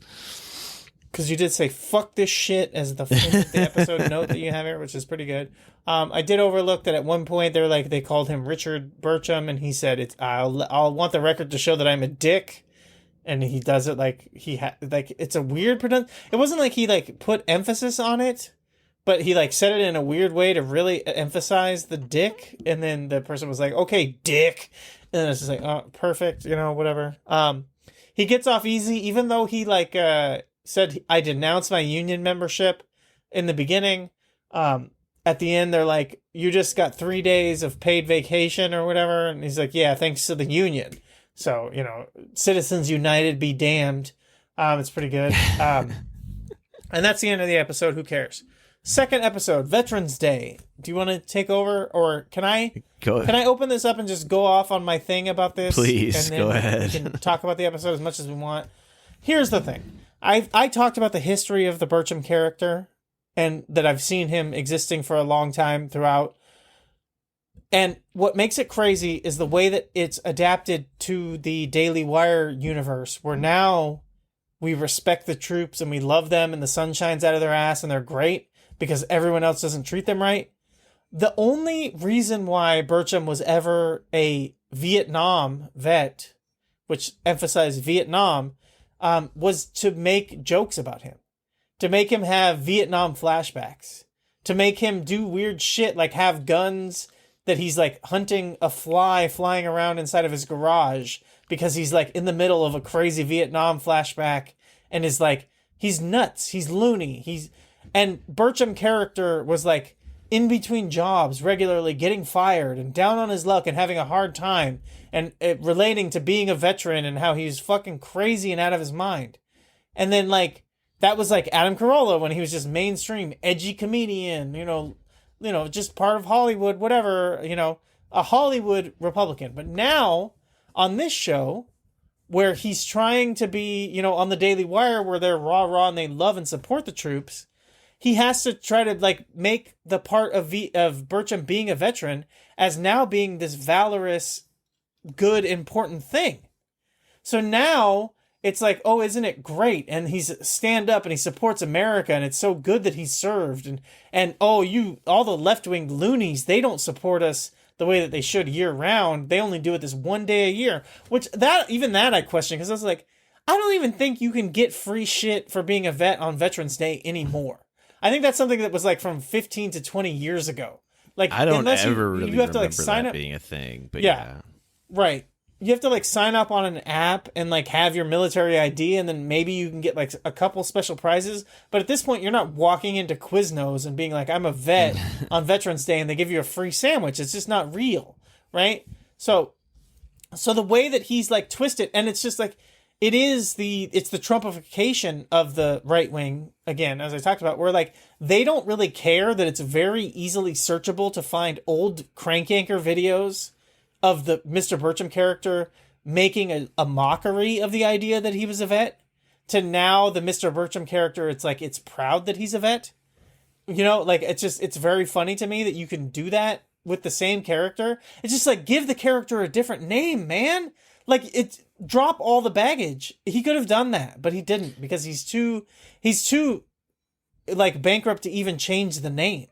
I think there's but do you have a thought? I think there's a thing though with the shell-shocked Vietnam vet being like a punchline, and then like, but you can also still be like this reverent jingoistic asshole who loves the military while also making it like, it's really like the worst of all worlds, because it's like, right, you have no fucking compassion for someone who is actually like suffering because of this fucking war machine or whatever that like puts people through the fucking ringer. But then at the same time, you can be like, like at the very worst, Adam Corolla back in the 90s would have probably been like, well, Vietnam, we lost that war because we didn't have the resolve, and the soldiers were all a bunch of pussies smoking reefer, and like like that whole thing. Like, sure, they weren't they were an embarrassment to like their father's generation who kicked ass in WW2 in Korea.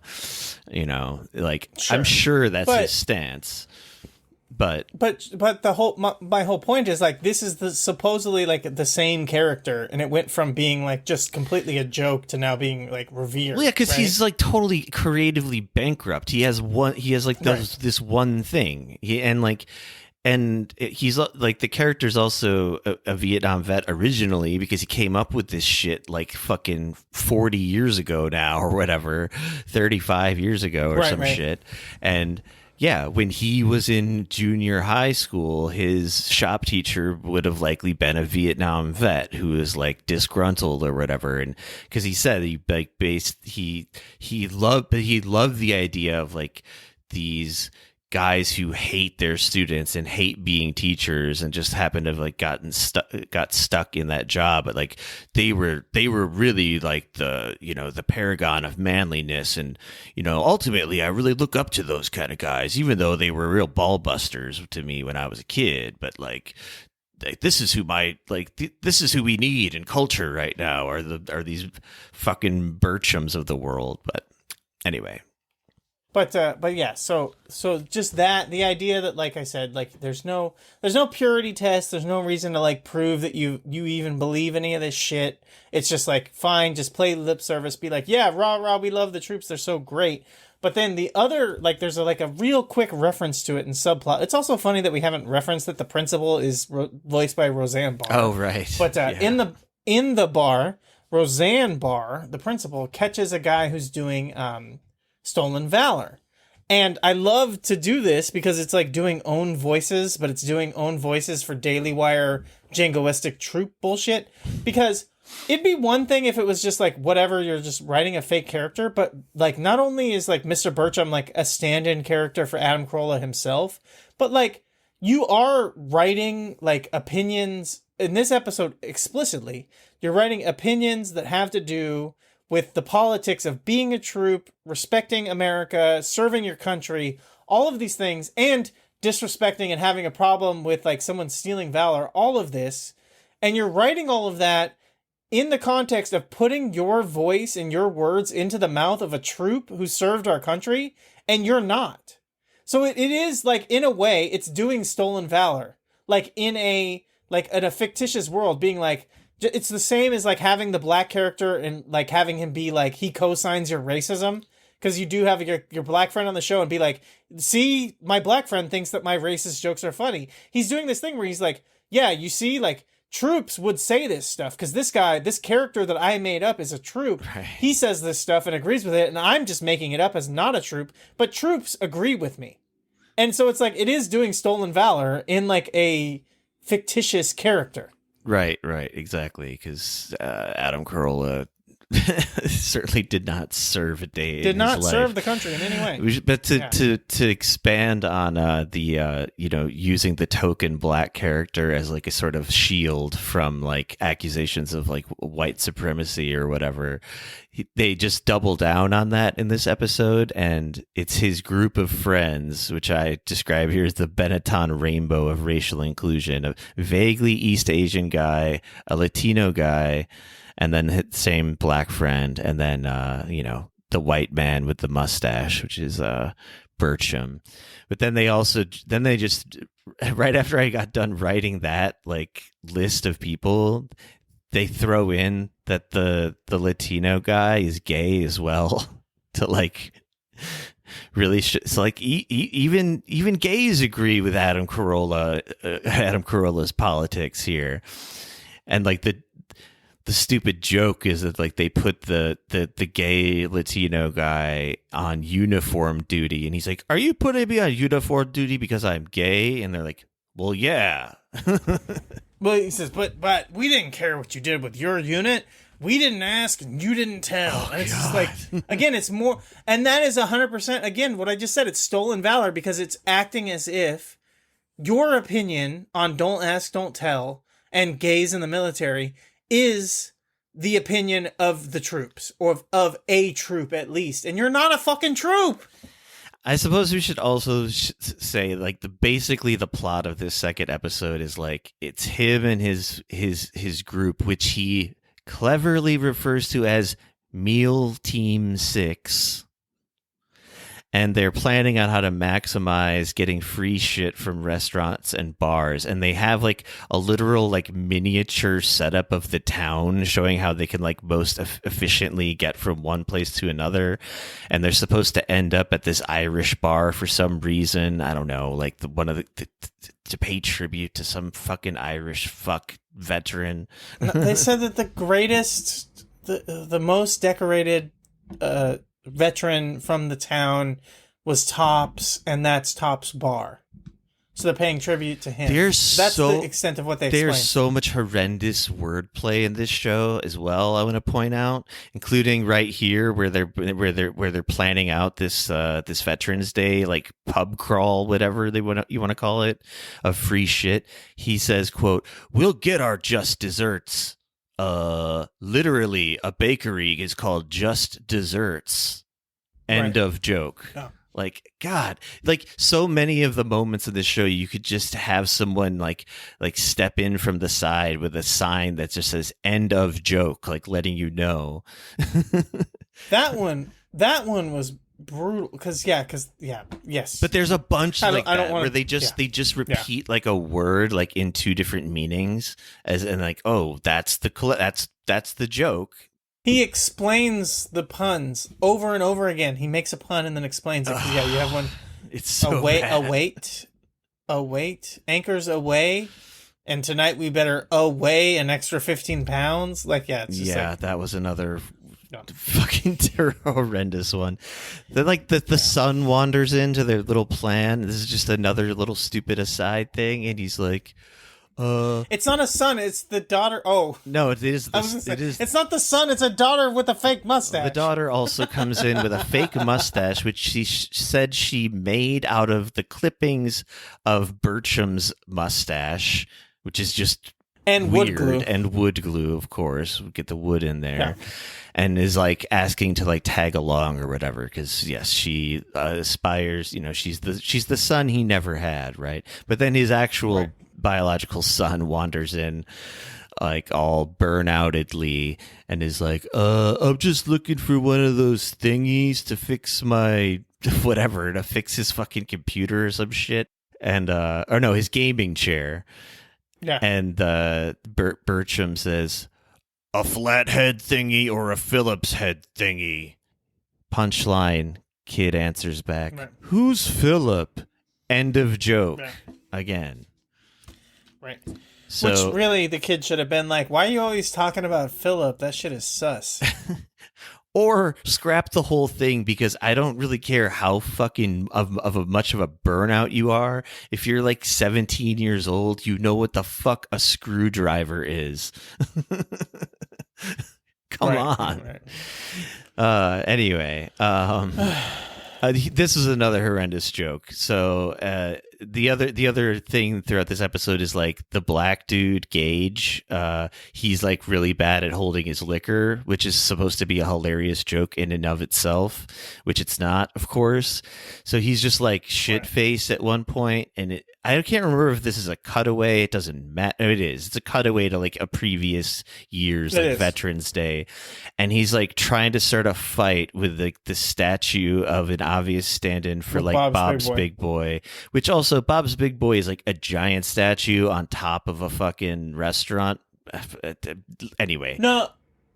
well, They have small ones. okay, there's probably small ones too. I'm just thinking of the iconic one, whatever. But like, Sure, yeah. Anyway, he's trying to fight the stupid fucking statue. I wish I could even remember what the generic name was. Doesn't matter. It's really uncreative and stupid. The main point of it is they have this black guy drunkenly trying to fight an inanimate object, and then he, for no reason, yells out, "Keep my wife's name out your mouth," and slaps the statue. End of joke. End of cutaway. Yes. Do you guys get it? Do you guys Yeah, get what they're referring to? Isn't that funny? Isn't that topical? Right. It's good, especially because this. Who knows when this was written? Who knows? Like, it just came out. Who knows when people are going to watch it? Yeah, it's a perfect bit to have on this show. The one thing I wanted to reference is that this is like some historical Adam Corolla level racism that you really only get from like grandpa's old medicine cabinet, because modern, it's like, you know, the thing where it's like the old racism was that like Jewish guys were really good at basketball and boxing, and they were virulent sex hounds who like you had to keep your woman away from the Jews because he'll try to steal them and sex them.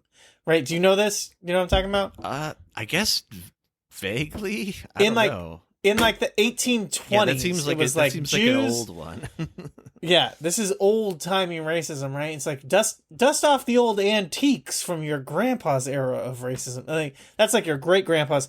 This is like a really antique racism, which is like the, you know, kind of the beginning, you know, the Stephen Donziger, the outlawing of drugs and alcohol, the thing about like, you know, that black men get drunk and high. Wait, hang and on they a second. can't control themselves. We cannot slander Mr. Donziger, who is a hero. You mean Sailor, Oh, not right? Donziger. Ratzinger.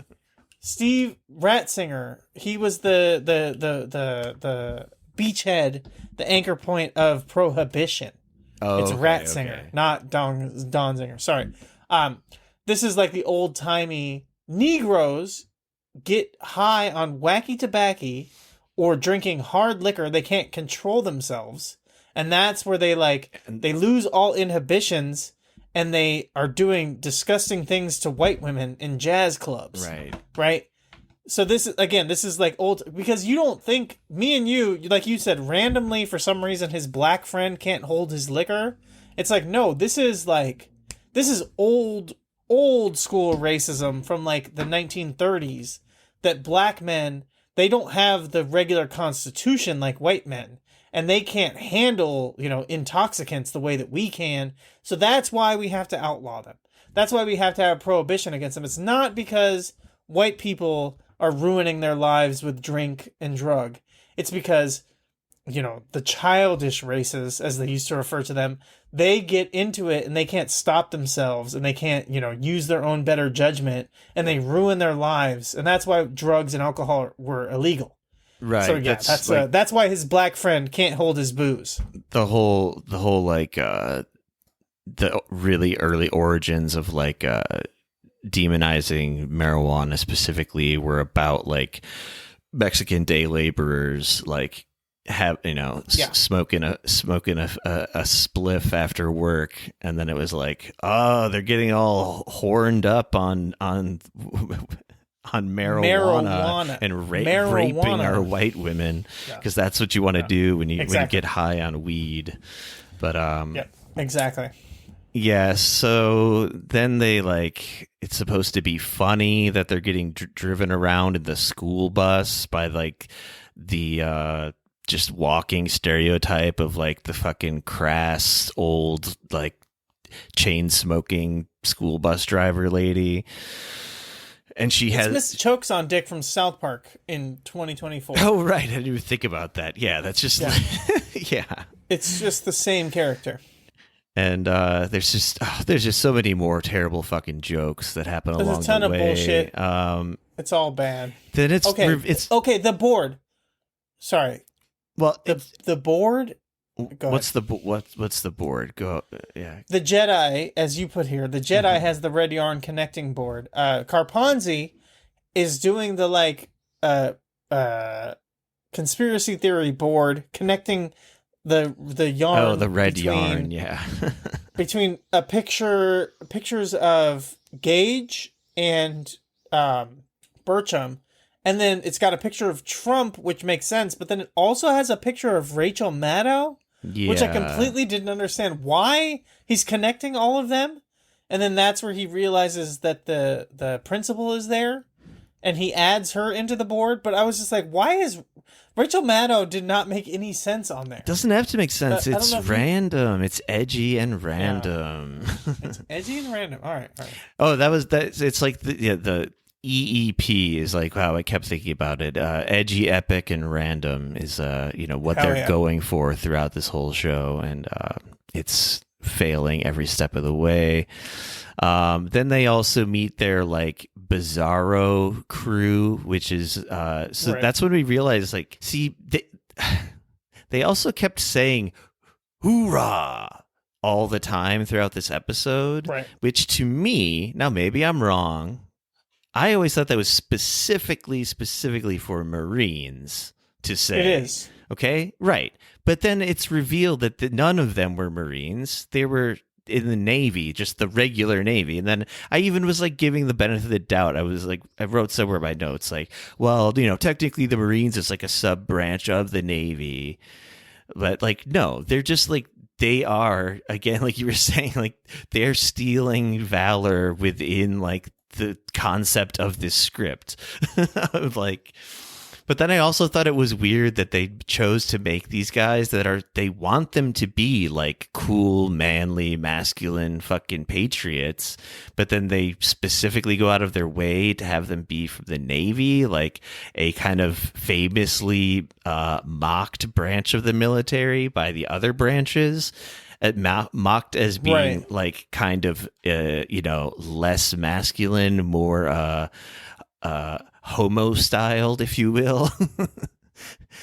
but then also I noticed that the only one who's wearing a shirt that says the word Navy on it is the Asian guy, the in the hierarchy of the races there, I guess the most the least manly, even though the maybe it's neck and neck with the gay Latino guy. Who knows? Whatever. Fuck this show.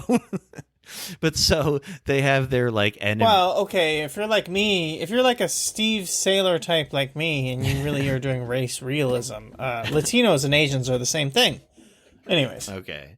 But one of them is explicitly like out and out gay. But anyway. Right.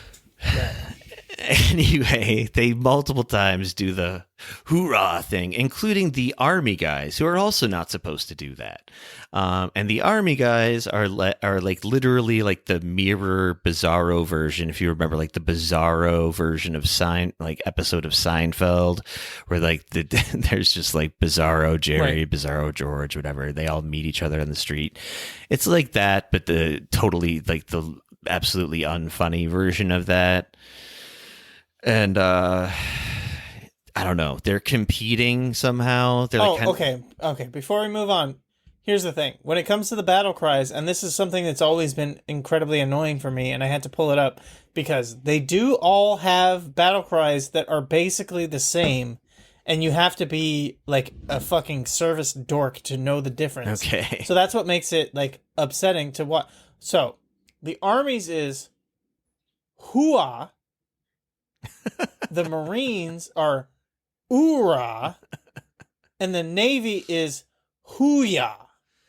But they all sound the fucking same. Yeah, that's fucking stupid. It's very stupid. It's very fucking stupid. I think your average civilian associates that basic sound with the Marines, but all just being the Marines. Yeah. And the reason I thought it was, it stood out to me was like, are they trying to seem like tougher than they really are? Or, I don't know, whatever.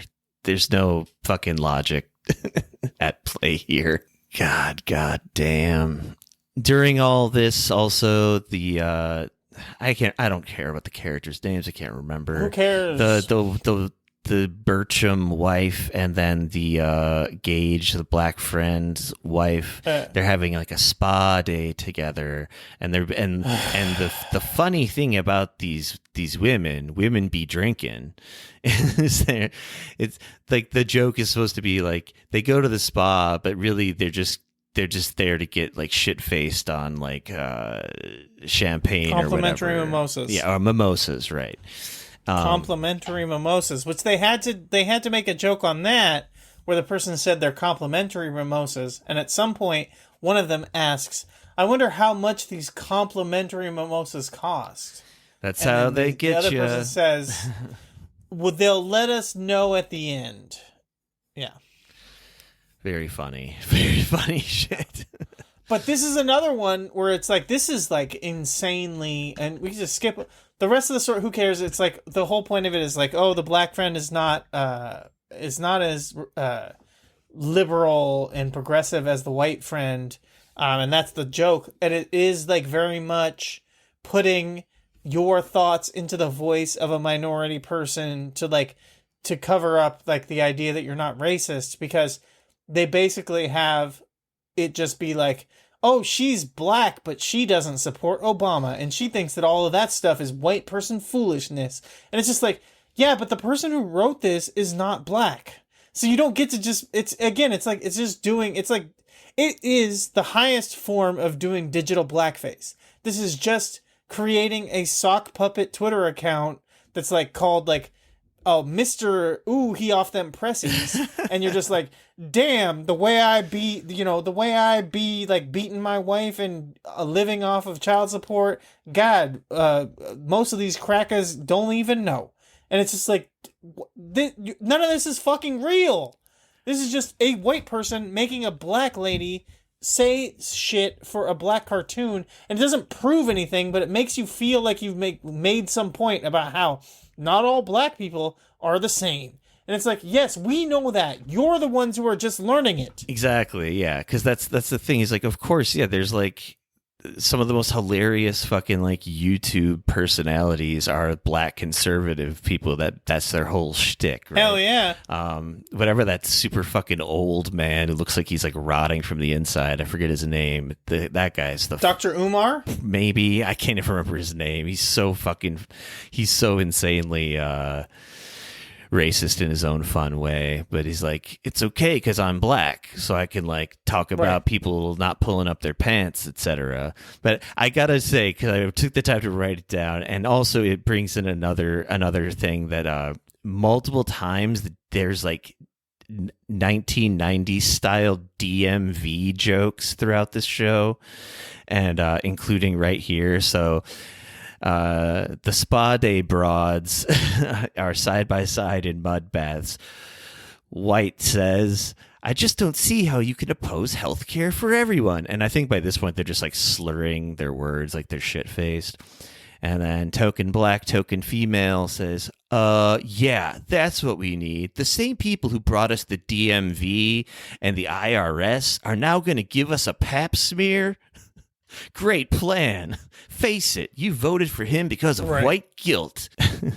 Jesus Christ, yeah. Yeah. The supposedly funny thing that happens with the Asian guy who they call Killer Kwan is at one point they're at like a karaoke bar and he's singing like intensely like perfect like opera that's supposed to be funny.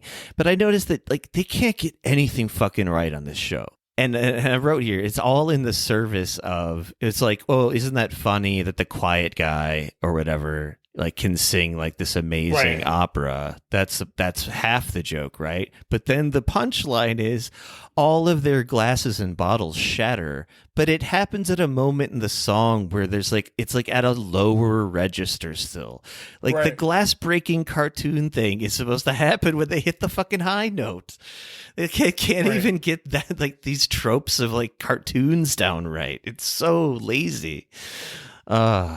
Anyway, there's also a whole like cutaway montage of showing how the black guy can't handle his booze, which is like it's like pictures of it says it's like fucking Birchum says that this guy has like puked on every continent except one, and it shows him like at the pyramids of Giza puking, shows him at Machu Picchu puking, Great Wall of China puking, Leaning Tower of Pisa puking, Mount Rushmore puking. He's in Australia feeding an angry looking kangaroo. Then this is the epic edgy shit. He pukes into the pouch of the kangaroo, which makes the baby Joey violently vomit as well. Maybe that was it was so bad. Maybe that's the second place almost funny moment, just because it was like there was some sense of heightening, like some sense.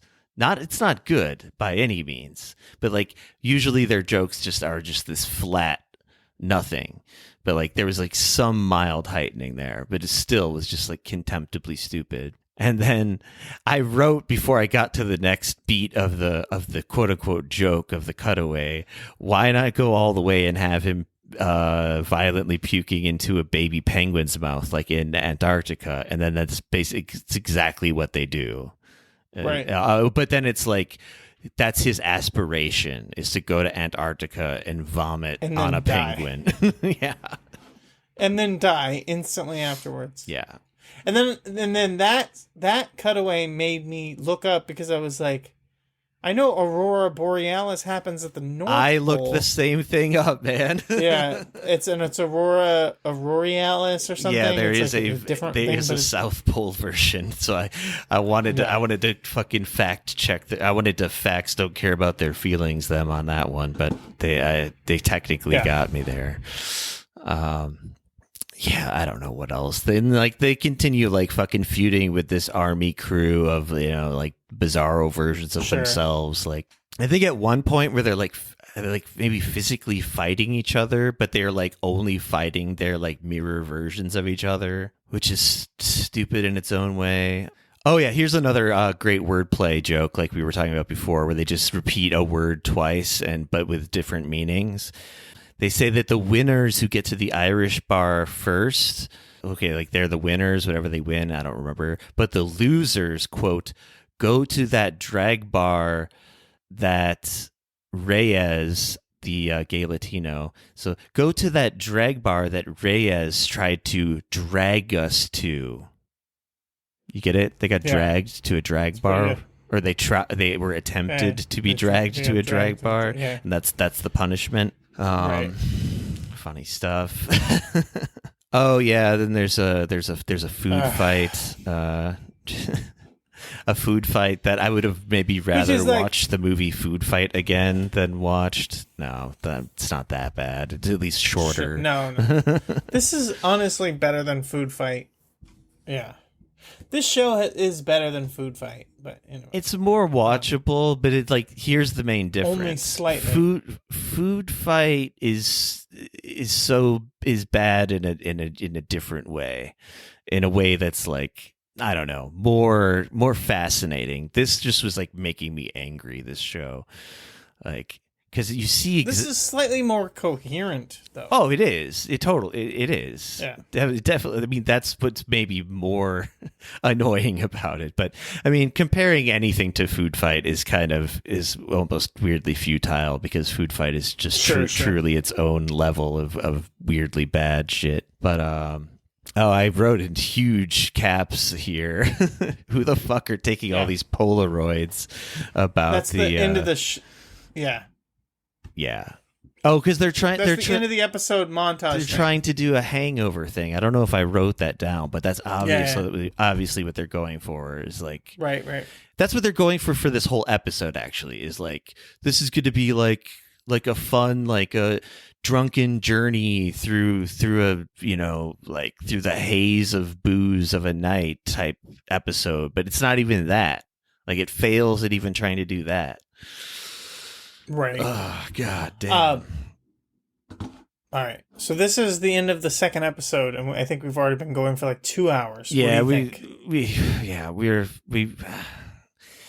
I mean, the third episode is everything's insanely bad. I mean, is it? Right. What should we do here? Should we just like, I don't know if we should like break this up or just like call it a day? I mean, I feel like it's tough. I'm fine with calling it a day. Really, honestly, just cutting it off here, because I feel like we hit the stuff. The second episode, like I told you before we even started, the second episode was the one that I wanted to like talk about the most, especially just because of that weird shit like I was talking about with the Stolen Valor stuff. We just kind of get more and more of the same. There's so much. Go ahead.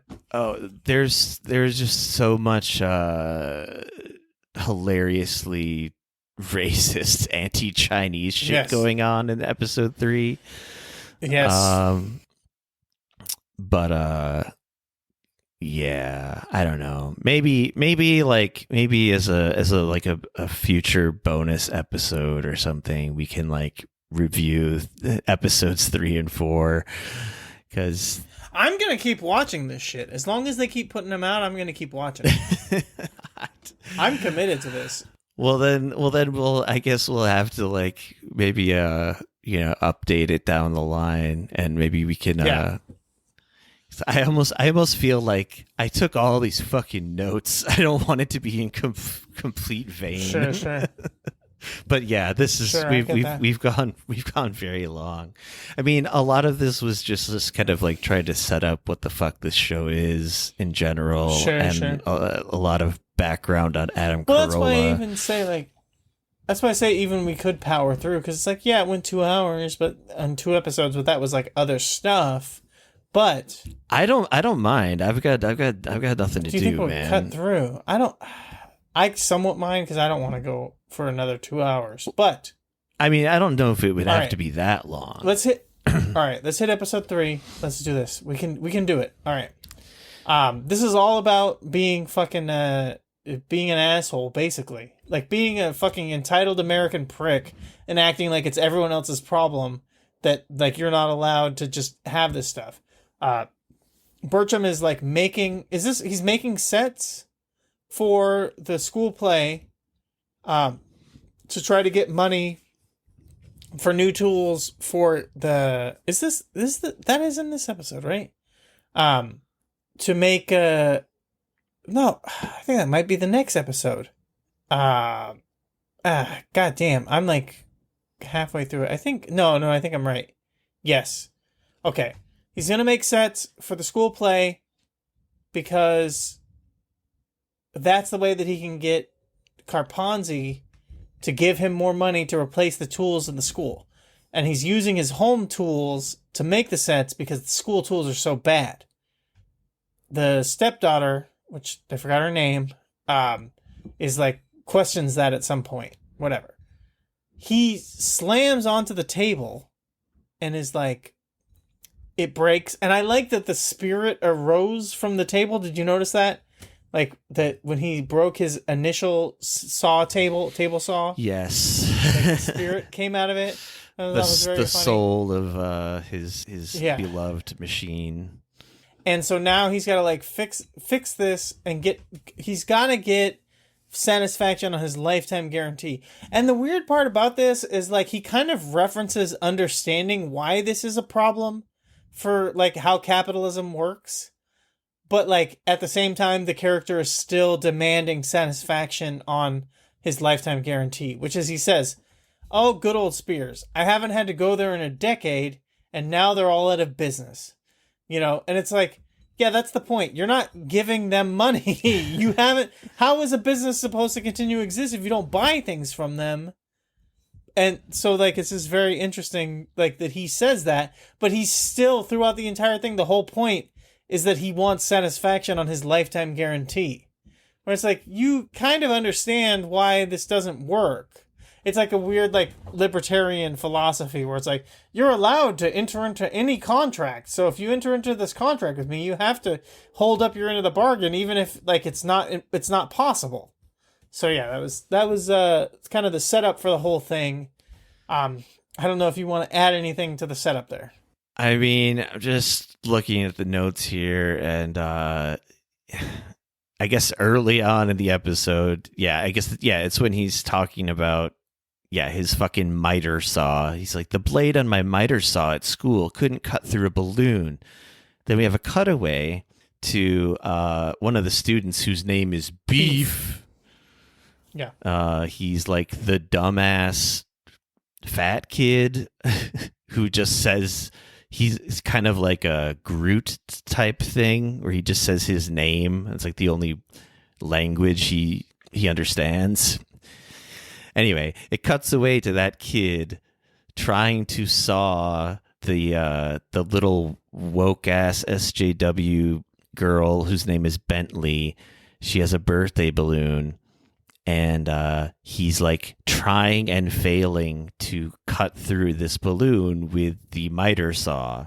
So they're just literalizing the non-literal, the exaggerated statement that Birchum made, to which I write, jaw-droppingly unfunny and literal. I like almost couldn't believe what I was seeing, even after watching 2 episodes of this shit. I was like, this.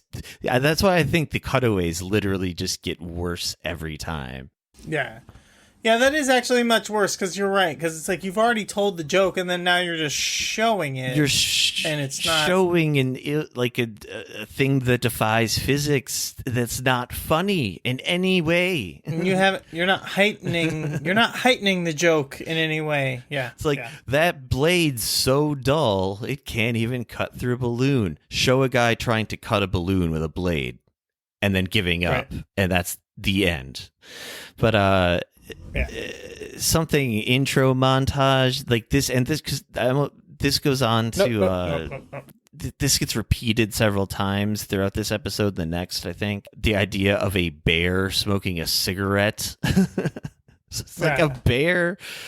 It's just I forget why it's even happening at this point in this episode, but this is like maybe the first time we see it, and this is the segue with the D that was why I remember that his name was Don, because there was like, I would know that you're a black guy when your name is just Andre. It doesn't need to be DeAndre. And then the black guy is like, the D gives you more power, because if you're DeAndre goes pro. Andre just works at the fucking steakhouse. Yeah. And he said D-Don is in the NFL, and he's friends with Terry Bradshaw, or whoever the fuck he says. It's like a dated reference. But Andre, or just Don Gage, is friends with you. And like, that's you just have to picture Adam Corolla doing like a Bill Maher New Rules segment. So imagine that music's playing, okay? And then Adam Corolla with his nasally voice goes, speaking of the letter D, there's a guy in the NFL with the name DeAndre.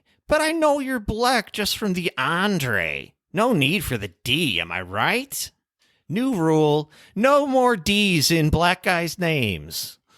Fucking stupid as all fuck. Yeah. All right. So then we skip through blah blah blah blah blah. So the play. This is good. The play. Oh yeah, go ahead. They're gonna do Romeo and Romeo play, whatever. That's like a subplot. That's like the D story. Maybe that's but in the that's the DeAndre story. Is that the C story? Wait, what? I was gonna say, is that the B story or is that the C story? I don't know. I mean, because there's also the Glengarry Glen Ross. There's a bunch. Thing, there's a bunch of the B shit story. in this third episode, but I might be kind of confusing the fourth and the third ones together at some point. But yeah, it's like the outrageous funny joke of it all is just the idea that this Jedi SJ Dubs guy wants to make Romeo and Juliet into Romeo and Romeo. This has a really fucking difficult part with like Don like grabbing Don Gage grabbing like popcorn and sitting and laughing, and like that part was just like, this is not good, this is not funny. I don't know why this is being shoehorned into this, where he's just like, let me sit back and enjoy while you talk about this play, and I'm gonna die laughing. And it's just like, it is just being like, isn't this joke that we came up with so funny? Watch, one of the characters thinks it's so funny, he's gonna laugh at it a bunch and eat popcorn. My take on it was that they were doing the fucking Michael Jackson meme reference to that, which is so sad and stupid. Yeah, but that's like the only thing that makes any sense to me as a reference. But it's still so fucking stupid. Yeah. It's like the two guys sit down and are just like laughing their asses off at the concept. It's not two. It's only Don. That's the part that makes it weird. It's just Gage. Just the only the Gage token black does it. friend. Yeah. Okay, yeah. Anyways, but and then they also say that one Romeo is handy capable and the other Romeo is, and then the Jedi guy whispers, on the spectrum. Yeah. and then later when he casts Beef into that role, he says, not neurotypical, instead of saying neuroatypical. Right. I Right? noticed that too. Which feels like it feels like the whole time they were like being weird about how you refer to autistic people. Like they're trying to do it in a way that's like, isn't this silly, like tiptoeing around it woke bullshit sound stupid? Am I right? You know? Right. Like, right. Is the third episode the one where they end up in the fucking like stand-in for like the Genius bar, the Apple store? Yeah. Okay. Yeah, because they're trying to go to Spears, but they end up at Tool. So yeah, instead of Sears, Spears, right? Right. They're trying to go to Spears, but they end up at U-Tool. Oh God. Okay, so what they're doing here is they're trying to do a spoof on, like, simultaneously spoofing Sears department store for some reason as like this hellscape. What and why? Because Sears is like out of business. Is that the joke? Right. So like Sears is out of business. It's like good American craft doesn't exist anymore because they went out of business. But I guess they went out of business because you buy good stuff once and you never go back and buy more, like I talked about earlier. So that business model doesn't work. You know, I told you I watched like an episode and a half of Family Guy after all this for comparison's sake, and I just remembered they do a fucking Sears cutaway with the same thing in the episode that I watched, but the twist is that it's like a Mad Max world where like people are dressed up like they're in fucking post-apocalyptic Mad Max world, but it's in a Sears. Like it's the same fucking thing. And then as you mentioned, there's a Glenn Ross, like terrible fucking reference to that movie. Okay, but here's the thing about that that's tough, because throughout the thing they're like, Sears is Spears. The Apple Store is like U-Tool, which is like a play on YouTube, but it's also like meant to be the Apple Store. But then it's also meant to be a tool store, a hardware store. Right. Sure. Yes. But the thing with the Glengarry Glen Ross thing that makes it confusing is that you've got that stuff where you're intentionally not calling things by the right name, but then you've got the out of touch boss who's old, but he's talking about young people stuff, and he says TikTok, Insta Snap, Ugram, and all this, and it's like, okay, in this universe, you've already set me up to where things are not called what they're called in the real world. So, is he old and out of touch and calling things the wrong name? Or are those the real names? Those are the real names in this universe. I don't fucking know. I mean, I think they're going for the mix-up thing, but this is so poorly written, they're not really considering, the obvious logical flaw that you're bringing up. But I get that they've already set me up to think that names are different here. Calling it a Glengarry Glen Ross reference isn't even right, because they just literally say the line from Glengarry Glen Ross, which is fair. Coffee is only for closers, or coffee is for closers.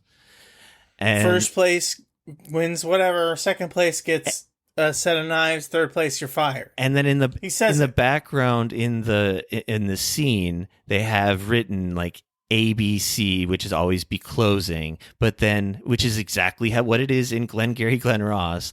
But the twist, the amazing twist that's going to be a real gut buster, is that they add the letters D and E, so it says always be closing deals every day. Doesn't that just add so much more? Doesn't that heighten the joke? It heightens it. It makes it funny. It's like mind-bogglingly stupid. I can't. Right. And that's after that. In my notes is losing the will to keep documenting this shit. It's fucking brutal. It does continue to get brutal. Okay, so then they get to U-Tool. U-Tool, like we talked about, it's like the Apple store. They've got the Brilliant bar. They're showing you about the smart. And then, I don't think it's right here, but he does talk about like I'll get a smartphone when you stop saying dumb things. Oh, Jesus. And that's a good line that happens at some point. Yeah, but it's like you've got like Wi-Fi enabled hammers. You've got, triggerless drill. It's a good one. Birchum also says, I don't even know who he's talking to in here, but it's like in front of the stepdaughter. He says, your hand hasn't been on anything other than a joystick. He must be talking to the son, right? Anything other than a joystick and something else I won't say in front of your little sister in years. As if the joystick thing isn't that the fucking double entendre? Isn't that the joke? Right. But then he has... It's already meant to be the joke. And then he says, you wouldn't know. And here's another great wordplay. You wouldn't know. Also, another thing that confuses the in-universe references. You wouldn't know an impact driver from a Uber driver. Right. So now Uber exists. Yeah, now Uber is just Uber, right? I also want to bring up how they make fun of Mr. Beast. Oh, yeah. This is Mr. Savage? Yeah, Mr. Savage, very clever lampooning. But like, all I could think about is how I saw something the other day, and I'm not like a Mr. I don't really know. I only like learned who Mr. Beast was like very late in the game, like a year ago. Sure, maybe. sure. I'm out of touch in a lot of ways with some of this shit. But I like, as much as I know about him, that he does like he does stunts, right? That's like his thing. He just does these kind of like stunt things, like. But he also seems to be like fairly generous with his money. So like, my point is that like, out of all the people involved in this like Daily Wire world and involved in making this shitty show, Mr. Beast is like a fucking saint. Like, so just like reminding me that he exists.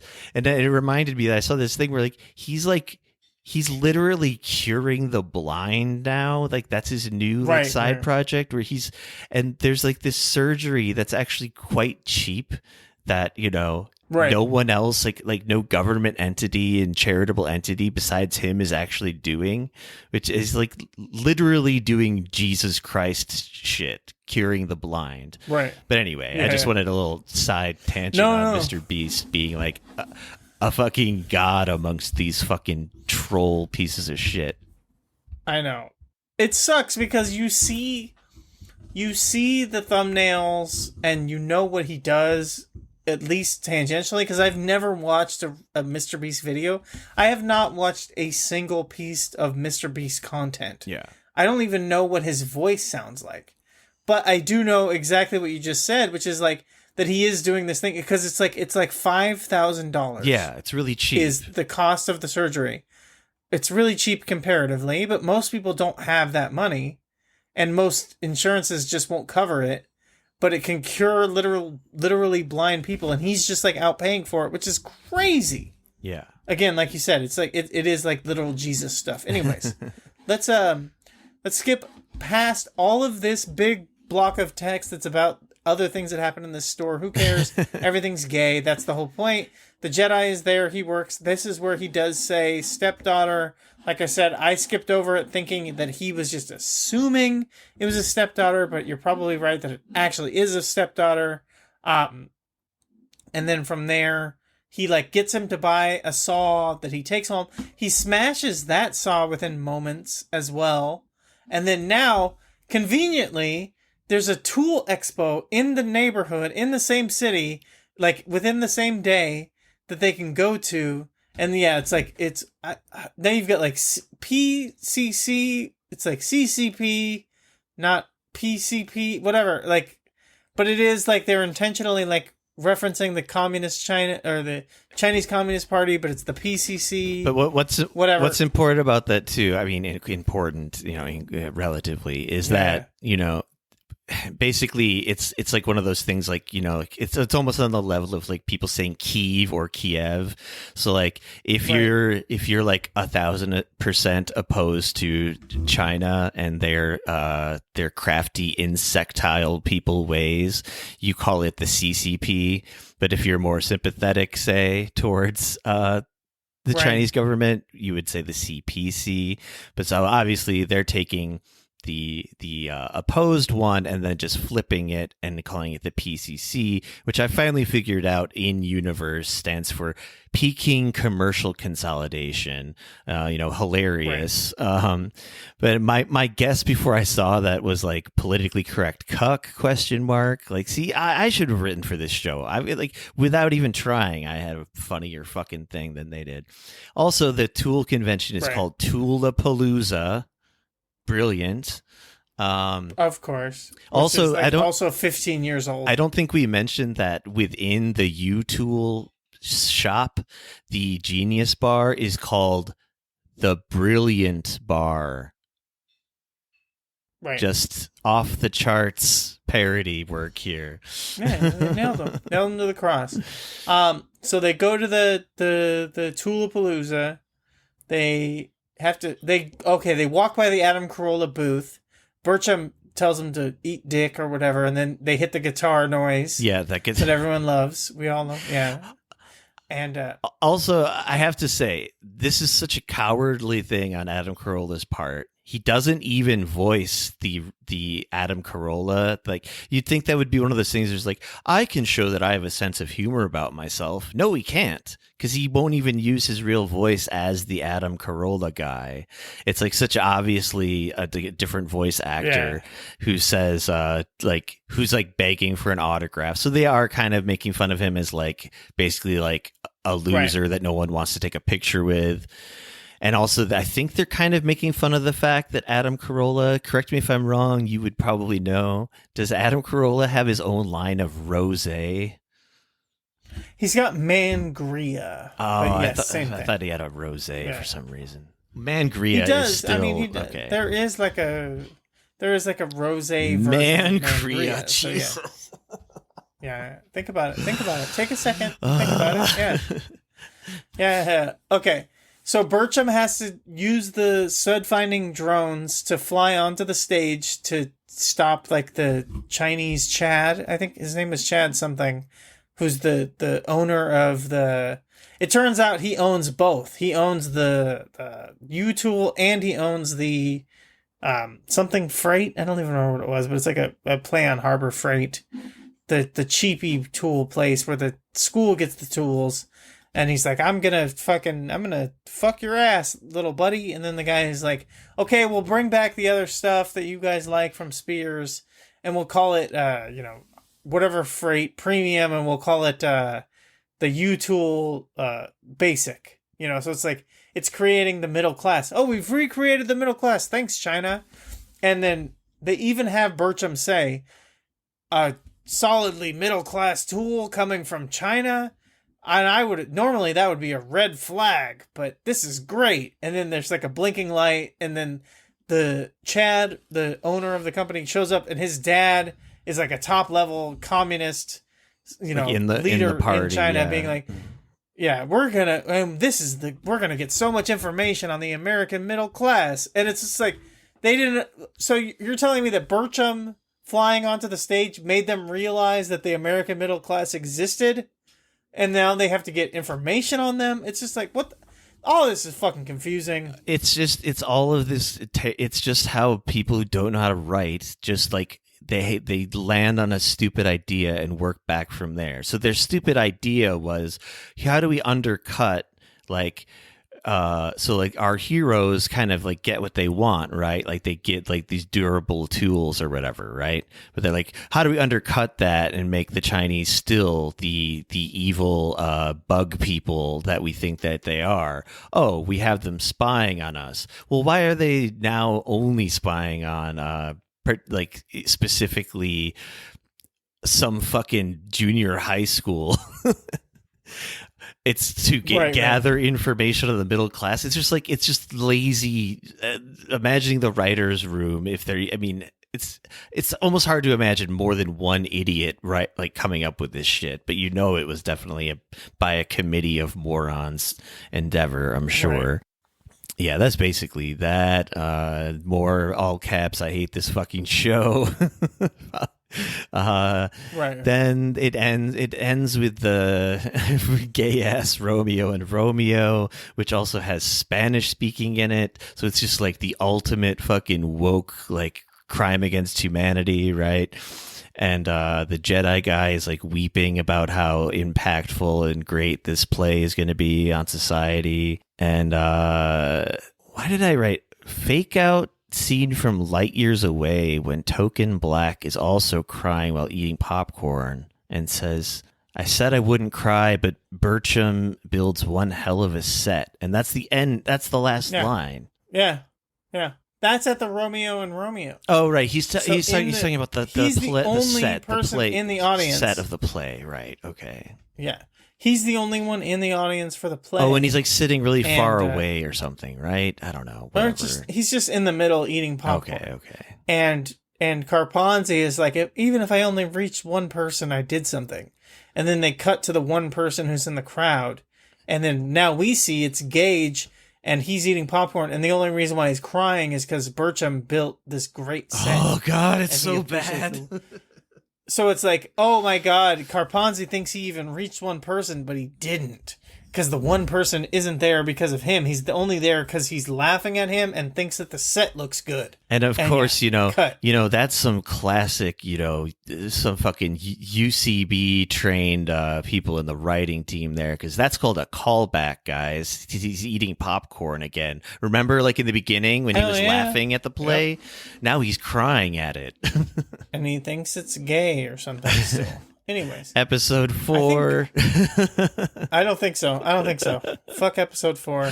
We got to just close it, and we'll do the rest of the series later. All right. I do eventually talk about episode 4, because there's some like Pulp Fiction reference shit in there that made me blow my fucking stack or whatever. Well, here's what I think. I think we'll probably do a 4, 5, and 6. So we'll do another 3 episode arc with the rest. Yeah, I'll look forward to that, folks. Yeah. We were actually planning just to do 3, and then we got overzealous at the last minute. So, yeah. All right, yeah. Let's get out of here. I've got a quick recommendation, even. It's a music album that 2 of my good friends whose taste in music I always trust, so I've followed their recommendation and checked out this artist I'd never heard of before named Cindy Lee, who is kind of a like alter ego drag persona of this musician, Patrick somethings, what doesn't matter. He was in a band that was, I don't know, mildly well known called Women back in the day. But I've heard of it. He's released this new album called Diamond Jubilee. It's a double album. It's like 2 hours long.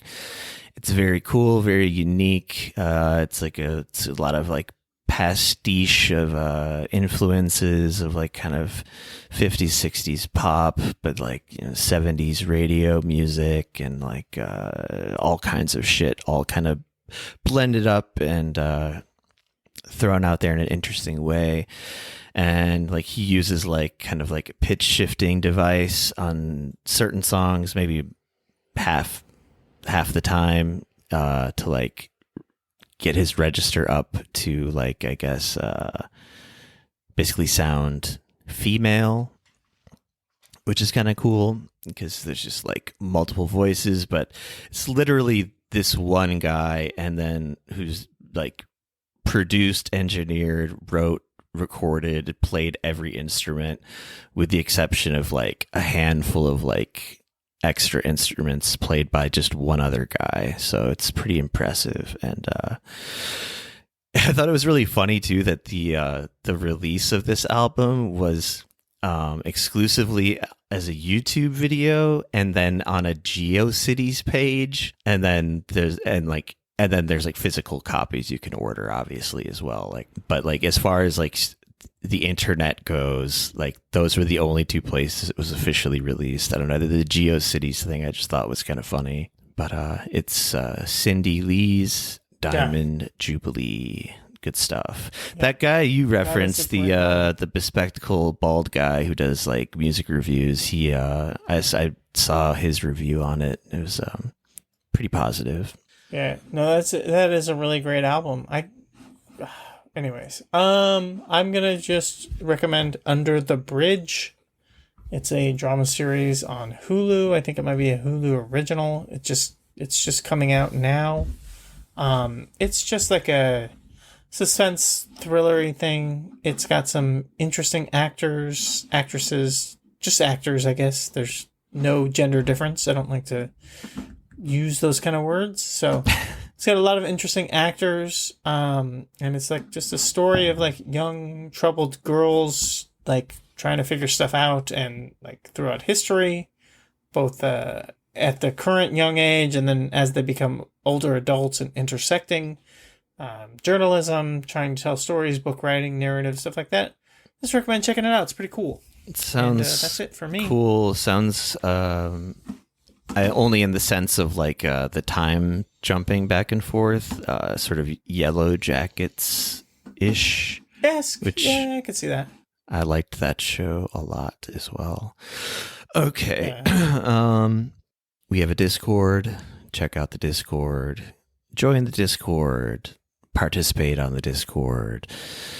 Find the link in the episode description along with all the other links to various things.